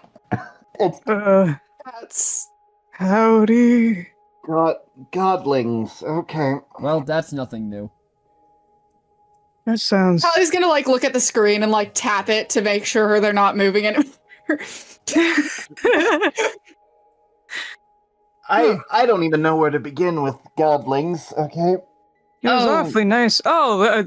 Yes, I Oh. guess we never told you we live in a place called the Godforge, and that, well, it did create new gods, which were going to be an assortment of us, but as of recent doesn't appear to do that anymore, and I suppose it's maybe because your plane, or our previous plane, banished gods and magic from existence, so... It was this guy and Not his really. friends. Yeah. No need to sugarcoat. Yeah, it's okay. I mean, it saved the plane as a whole, so net positive. Oh, that's nice. I mean, Yeah, the Godforge ain't bad, aside the fact that we're all, like, dead, kinda. Yes! That one's not fun. Okay, Liz, how goes petrifying plan? This just reinforces what Mog thinks. Oh, it's going great, actually. Everything's going a-okay. I've been petrifying left and right. Everything seems smooth. Croc just has his face in his hands and it's just like 1,000 years, petrification. Why does this keep happening? So that thing turned its eye upon us, and when it was looking, we were rapidly approaching our demise. Yes, but we is in the dreaming, and death worked differently here. It may have more power here than in Waking World. Oh, that's... At least now. If it keeps eating planes, who knows how powerful it's going to be. Yeah. makes sense. Well, right. What was weird, Talia, did you notice it seemed to be reaping souls? Yeah, and that many in that short span of time, like for so many of them to be gone all of a sudden. But you haven't noticed any increase in traffic on Twilight Path. Not. I don't think so. With the paths have just gotten harder, and we've been losing more and more Reapers. Okay. So, Mog pulls out, like, a black chalkboard. Like, drags it out from behind a desk and just writes on it, Step 1, where souls going? Step 2, how get everyone to Silvinaria? And Step 3. Mog just kind of stops there. Anybody think of good Step 3? We're going to Silvinaria? Save the world? Yes. It's a good one. It's a good one for free. Adventure- I don't. I think save the world is not broad enough. Save Save all the planes? all of existence, perhaps? Yeah. Yeah. Well, the only way we can Bit save broader. what already gone is to go back and change it. As Mog just turns around and writes, solve time travel as number 3. I'm sure we can do that. Yeah, totally. If we put our minds to it, we can do anything. Wait, traveling through time? Like, I mean, wait. I guess it'd be across time, Wait. actually. Well, Because Karak is like- if you was going through something, then it'd be through it. Karak is thinking about their last battles that they had while fighting for the plane. Can magic do that? Magic can do anything. Huh. Yeah, I don't see why not. It is simply a process of finding the random occurrence that allows us to do the thing we need to do. I guess so. I mean, Which, like, what would we need to look for? Connection? Mog's been getting more notes as he, like, pulls out a sheaf of paper, and Nim, he just hands them to you. He doesn't even wait. She immediately starts reading. As you start reading through them, it almost seems to be instructions on how they're on the same process that they're using to send messages back, and it almost seems like Mog's been responding sometimes, but it seems like the dreaming can overlap 2 points in time if you find a person who is connected innately through it. And Mog just kind of that's what you read. It's not written well. You can ask any questions you need of Mog and he can explain what he thinks he knows, but he's not totally sure either. This is a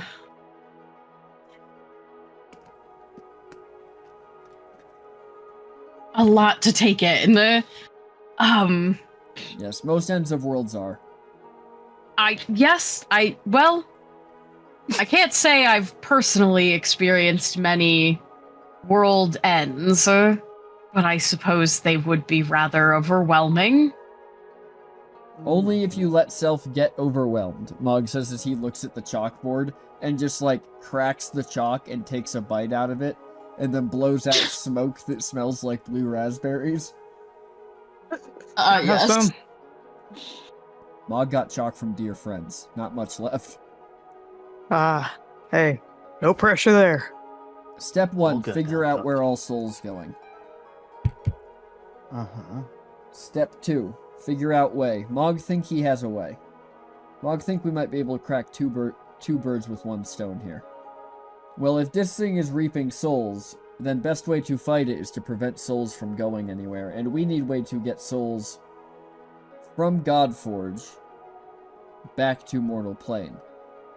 But only inanimate objects can go from Godforge to mortal plane. Some kind of container, perhaps.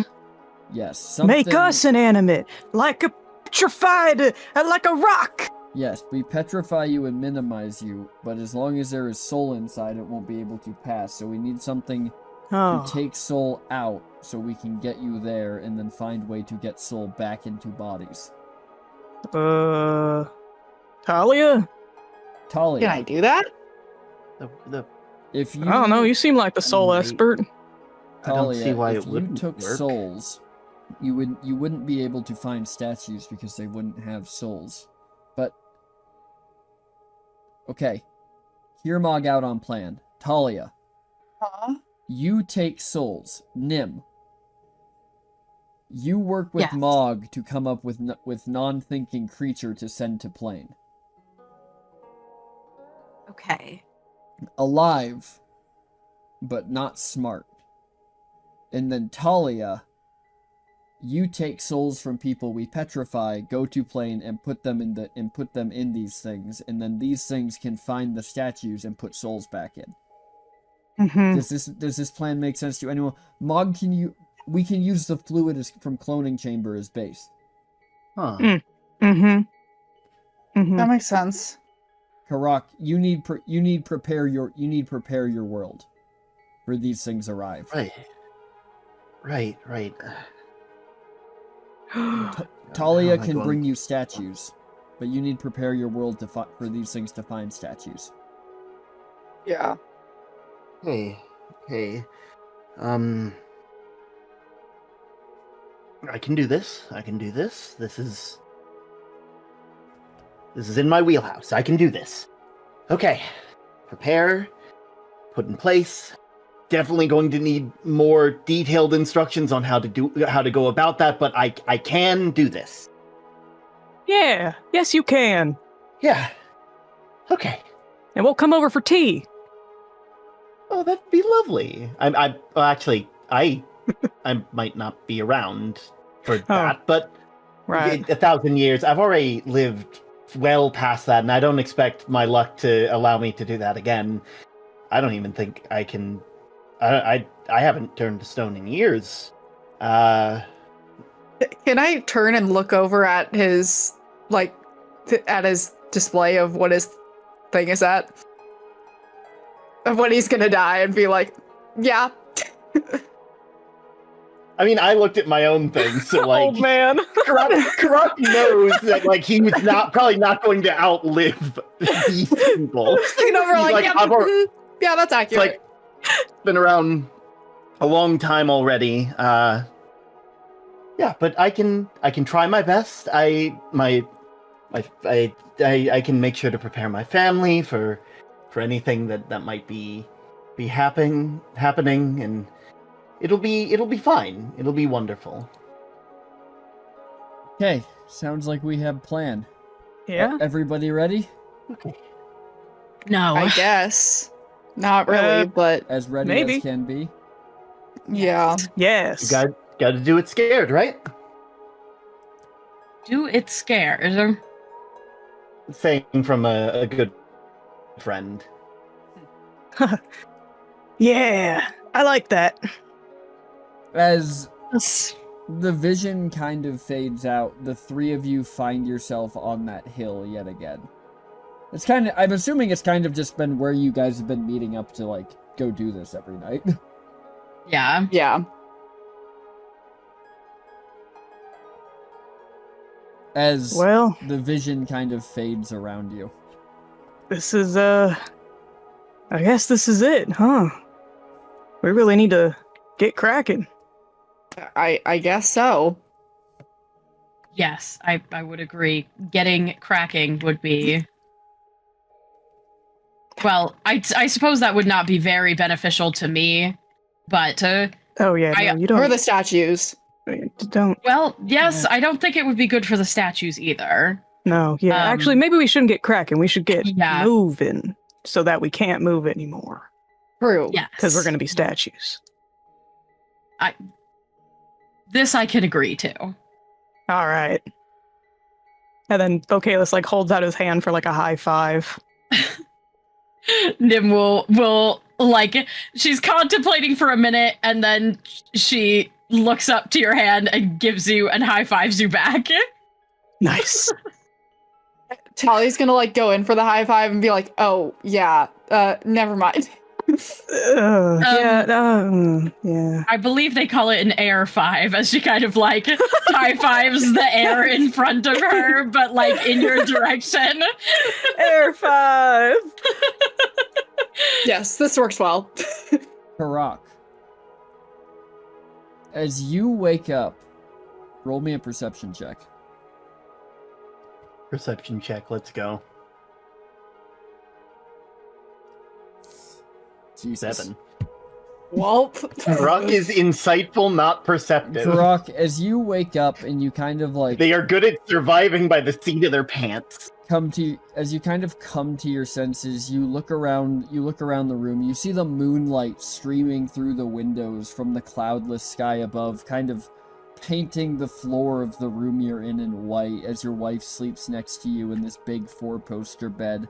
And as you're kind of getting your bearings, you look back to the window, and you see just a dark shape.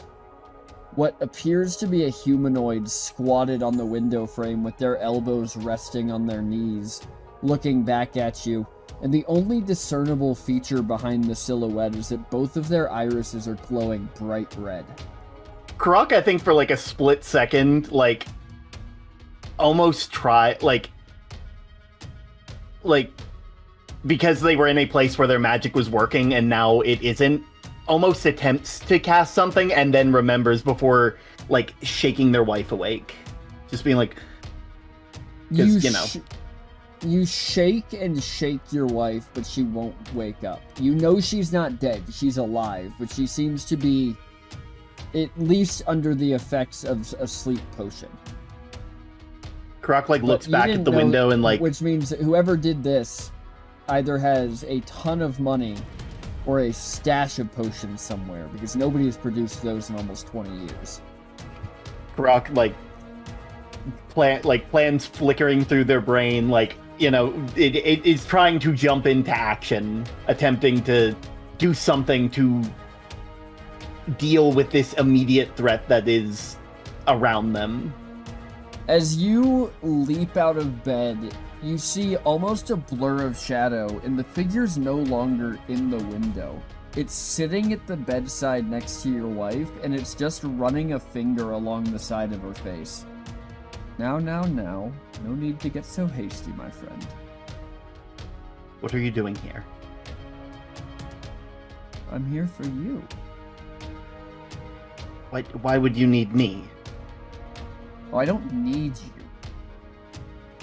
I just need you to not be doing what you're doing. Dream walking, taking little voyages amongst the plains. I thought you were not like I really have a choice. A hero. You always have a choice. I'll even leave it to you. You can keep on the path you're on, and I can take you from this place tonight. Nobody will ever see, nor hear, nor smell, nor taste you again. Or, alternatively, you can just not do a thing.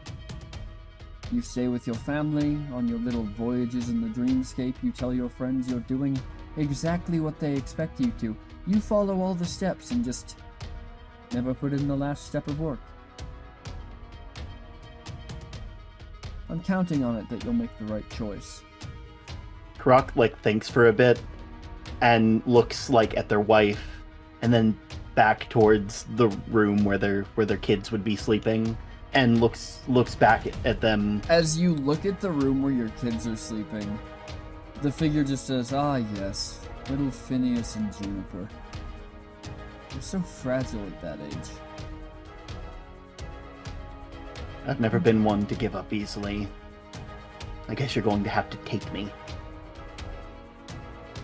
Well, there's a third option. What scares you more? What scares you more, Karak? Being taken away or being killed in front of your children? I will leave you here.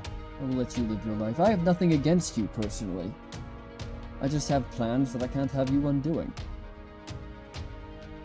So, if you do nothing, and I see nothing change, then everything will be as it should. You will live a happy life. You will die an old man happily beside your wife in bed.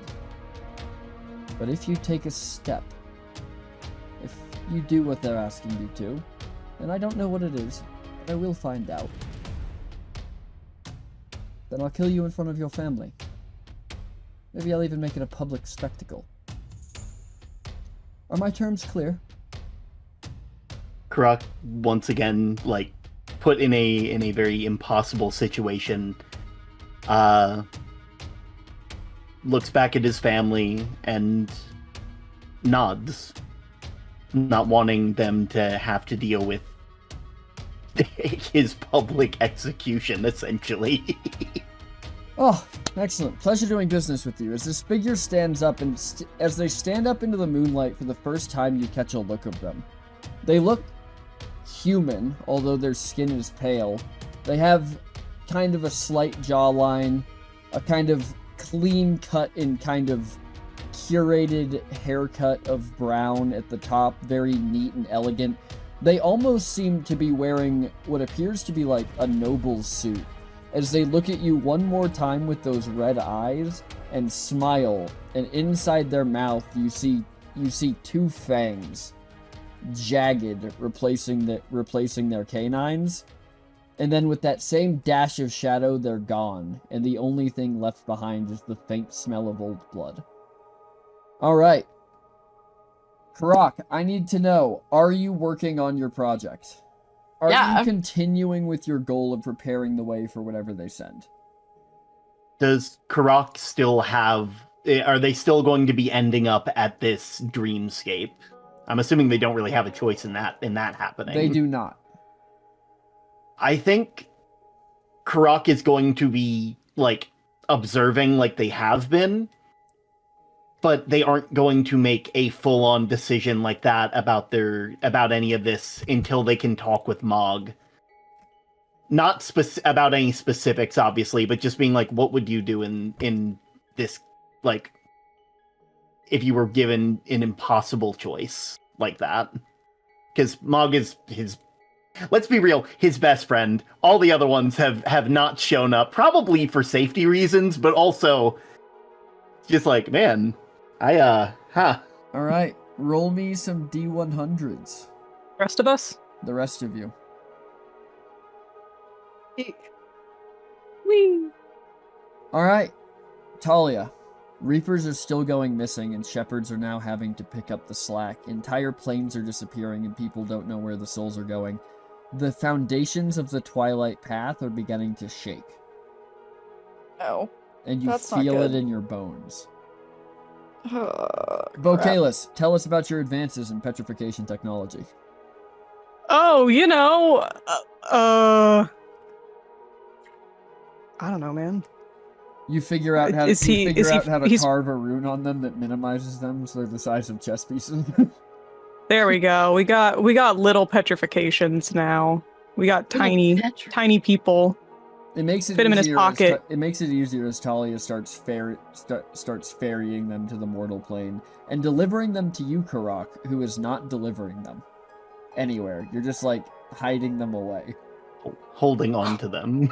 Karak's action figures. Little chess pieces. Listen, guys, the intention for these pieces in the campaign is they're going to be like the Fallout Boy bobbleheads. Oh my gosh. Collectibles! Yay! Woo! I posit to you the InSync like dolls from way back in the day. Well, I just meant they'll be collectibles. But Oh my god, I love a collectibles. They're It's going to be like the Riddler trophies. Tell us in all about Arkham. your research. So I think Nim was had to kind of like sit with this concept of creating something living but not intelligent enough to be tracked, and eventually she would kind of trace that back to the origin of all life, like the primordial soup, the cell, and slowly she would expand upon this concept of what life is at its very root, and creating something that would seek out its own, like prioritize its own survival, but without having the actual thought process of needing to live, just the pure instinct. And from that, she would work to create these creatures that would eventually come to be known as plasmoids. Okay. And I think that she would be very incredibly like protective, almost oddly maternal over these, because like she's very conflicted about the concept of like creating a life form. Up to this point, she has only ever studied things that already existed, and so there is a very particular like responsibility that she feels over these creatures, and being in a situation herself, having been kind of created, but still having like she still had free will and sort of connected herself to this warforged body, whereas these things are being brought into existence for a purpose, feels a little wrong to her, I think. So she's like incredibly protective over the expectation for these creatures, I think, and is very vocal about that, I think, in the dream space as they're meeting, that like there can't be an expectation, like these creatures exist to protect themselves, and she hopes that they will do what she expects from how she has worked with various instincts from different creatures that she's studied and stuff like that, but that she will not try and like manipulate or force them to be anything that they are not, basically. Aw, they're babies. They are. Mama I love Nim! I love them, Mama Nim. As you're working on this, Nim, in the dreaming, Nam is working on a way to use his tower as a conduit to open a rift for you to send these things to the normal world. And that is part of what you are working on in the dreaming, when Mog kind of stands up and looks at you and goes, I think we ready. As ready as we can be, I think. Bo, you ready with the shrinky thing? Yep, they're shrinking. They're like little dolls. They're so sweet. Karak should be here. They're also like my friends. Karak should be here soon. He says, as Karak, you find yourself kind of materializing in the tower as you drift off to sleep. It's been about 5 years. Howdy, Karak! Okay, it's like excited to see Karak again. Hi. Karak probably has like compared to their other times where they have like a manic energy, they are like, you know how like when you have your hands in front of you and you're like, and you can use one hand to like hold your wrist to sort of like close yourself off, and almost like you're stopping yourself from stimming. Yeah, more or less. That is where Karak is right now, where he's just like. Can I roll insight on that? Absolutely. Feel free. I can also roll my deception if you would like. Sorry, let me just remember how to roll as Bo. Yes, Karak, there it as is. you Okay. appear, Mog seems almost distracted. How well are you hiding it, Karak? Karak is trying, but I don't think that, like, in some way, Karak wants them to know without him having to say it. Okay. Like, he's not actively trying to give hints, but he is also not, like... He's also not trying to show anything that would tip a hand, you know? Bo Kalis knows something is wrong. You okay, Karak? At feeling that, okay? Mog You look a kind little- of, like, looks up and glances at Karak from where he was, like, frantically writing things. You alright, buddy?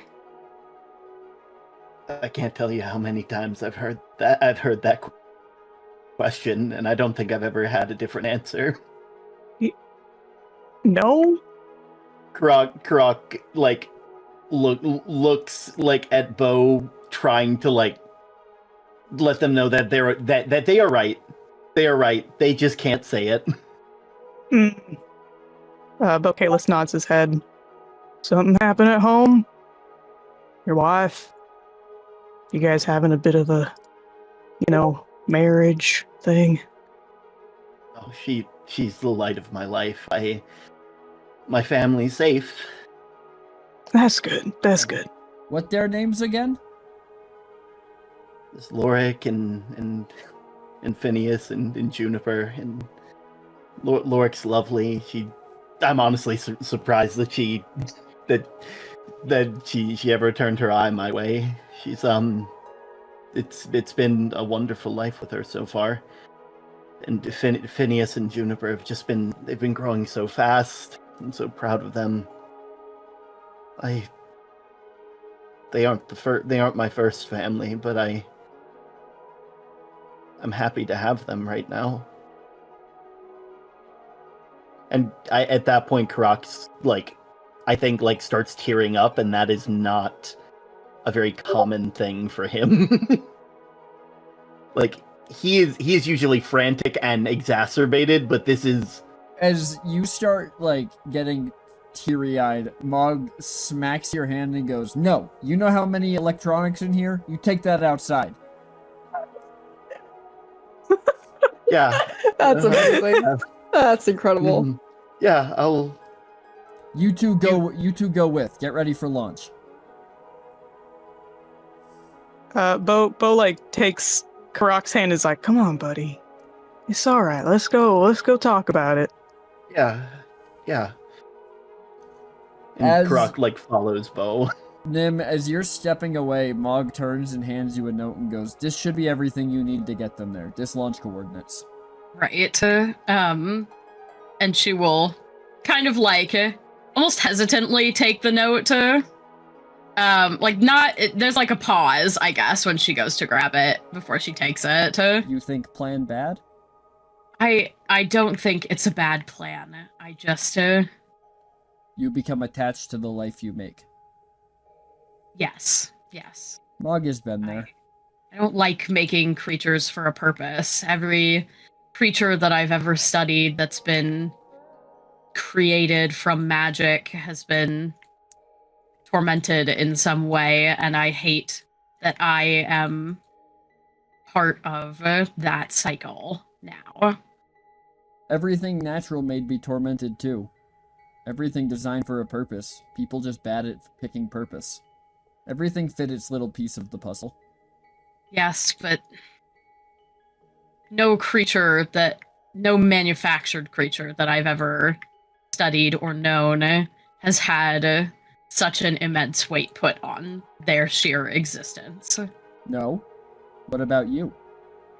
I mean, up until this point, that was not the case for me, but also my creation is of my own doing in some way. I didn't force my soul into this body, but I did agree to attach a piece of myself to the Warforged, and this is a consequence of my actions. You have good heart. Keep that. Now go get ready for launch. And she'll walk out with the rest of the group. As you guys head out the door and you walk and you're about 100 yards away, a very frantic Talia appears in the space in front of you. Guys, you need to get away. Get away from the tower. Okay. What? Mog too? Yeah, all of you. Bo and Nim and Karak, get away from the tower now. Something's gonna go wrong. Okay. Mog, come on! And Bo starts running. You hear no response from inside. Damn it. As you see things around the tower begin moving. As the tower begins to rotate and shift as mechanical parts are coming out of it. Come on, guys, we need to go. We need to get away. Are they in Bo's danger? already sprinting off. Are they in danger? We can't save them. We need to go. Nim just kind of clutches the note that she was given and sort of looks at Karak and goes, "I believe they already knew." Karak, as you look back towards the tower, you look up at the high arch windows, you find your eyes settling on the stained glass that brought you to the tower so many years ago. And in that window, pulling levers, you see Mog as he stops pulling levers, turns around and looks at you and holds up a hand over his brow and just gives you a little salute. And then the tower explodes. And that's where we're going to end our session. Oh boy. Bye, Mog. Bye, Mog. Bye, Mog. Bye, Mog. Bye, Mog. Bye. All right. Well, thank you to everybody who is watching at home, because we're on YouTube now. We're not on Twitch anymore. We're not live. Let's go. Let's go. Thank you to all of our, Watching from the comfort of your own time. thank you to all of Yeah. our wonderful players. Remember, on the outros, it is who you are and your favorite part of the session. First, we have Bo Kalis, big blue-eyed Bo Kalis, the flaming Ganassi from the Godforge, played by... I'm Dreamy Newt. Dreamy_Newt, that is. I guess my favorite part was just kind of seeing how all the different characters were kind of bringing their own expertise into this plan. I really enjoyed seeing that. And don't forget to like, comment, and subscribe to PT. That's so true. We need to have people do that now. Also, ring please. that bell to be Ring that notified when the bell. next episode is posted. Campo, Please put a sound comment effects. to your favorite part to boost the algorithm also. And be sure to watch out. Let us know philosophically how you would feel about creating an entire species just for the purpose of saving the world. Or petrifying this all of with your your friends. friends. And let us know in Yeah. the chat, and let us Yay! know in the chat what you think is coming and how you think the person Karak was ambushed by ties into it. It's not the chat, it's the It comments. is the Comments now. There is Oh, no wow. chat. This isn't gonna- live. This is gonna ruin it. Next, we have Nimvari, the Warforged with a brain that's literally not designed to quit, played by... It's me, the Sky T. I mean, I think I like to. I like just being tormented by the concept of creating a species in general. I had a very good time playing that out.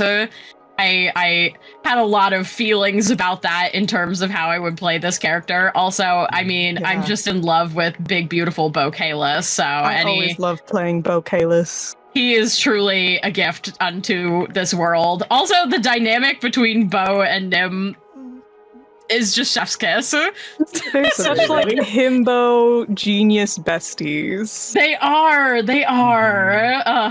I love it. Next we have Talia Blackthorn, the Tiefling Reaper who is saving more lives than they're taking at this current time, played by... True. Let's go. Snyder Girl or Snyder Girl 26. My favorite part of the session probably was just Bo immediately being like, "Yeah, totally, I'll petrify all my friends. I'm totally cool with that." I have zero questions. I agree Yeah. with all of these plans. Smooth brain. That's who he is. So amazing. I love it. Last but not least, we have Karakarim, the Furbolg whose destiny refuses to be altered, played by... Ugh. Hello, it's Terminian Link VT, and my favorite part of the session was after Karak asking what does it stopping and going down mean, Mog's response being, "Well, how the hell should I know?" Uh-huh. What does it mean? What do you mean, though? What do you mean? And last but not least, I'm PT, your disaster tour guide. Thank you for joining us on the disaster tour. Be sure to like, comment, and subscribe. Hit the button, the bell, so you know when we put out the next one. And stay tuned, because our next session is going to take us almost 1,000 years later, and we'll just see what happens next. Until we see you next time, don't do anything we wouldn't do. The bar is in hell, and I'm playing limbo with the devil. Goodbye.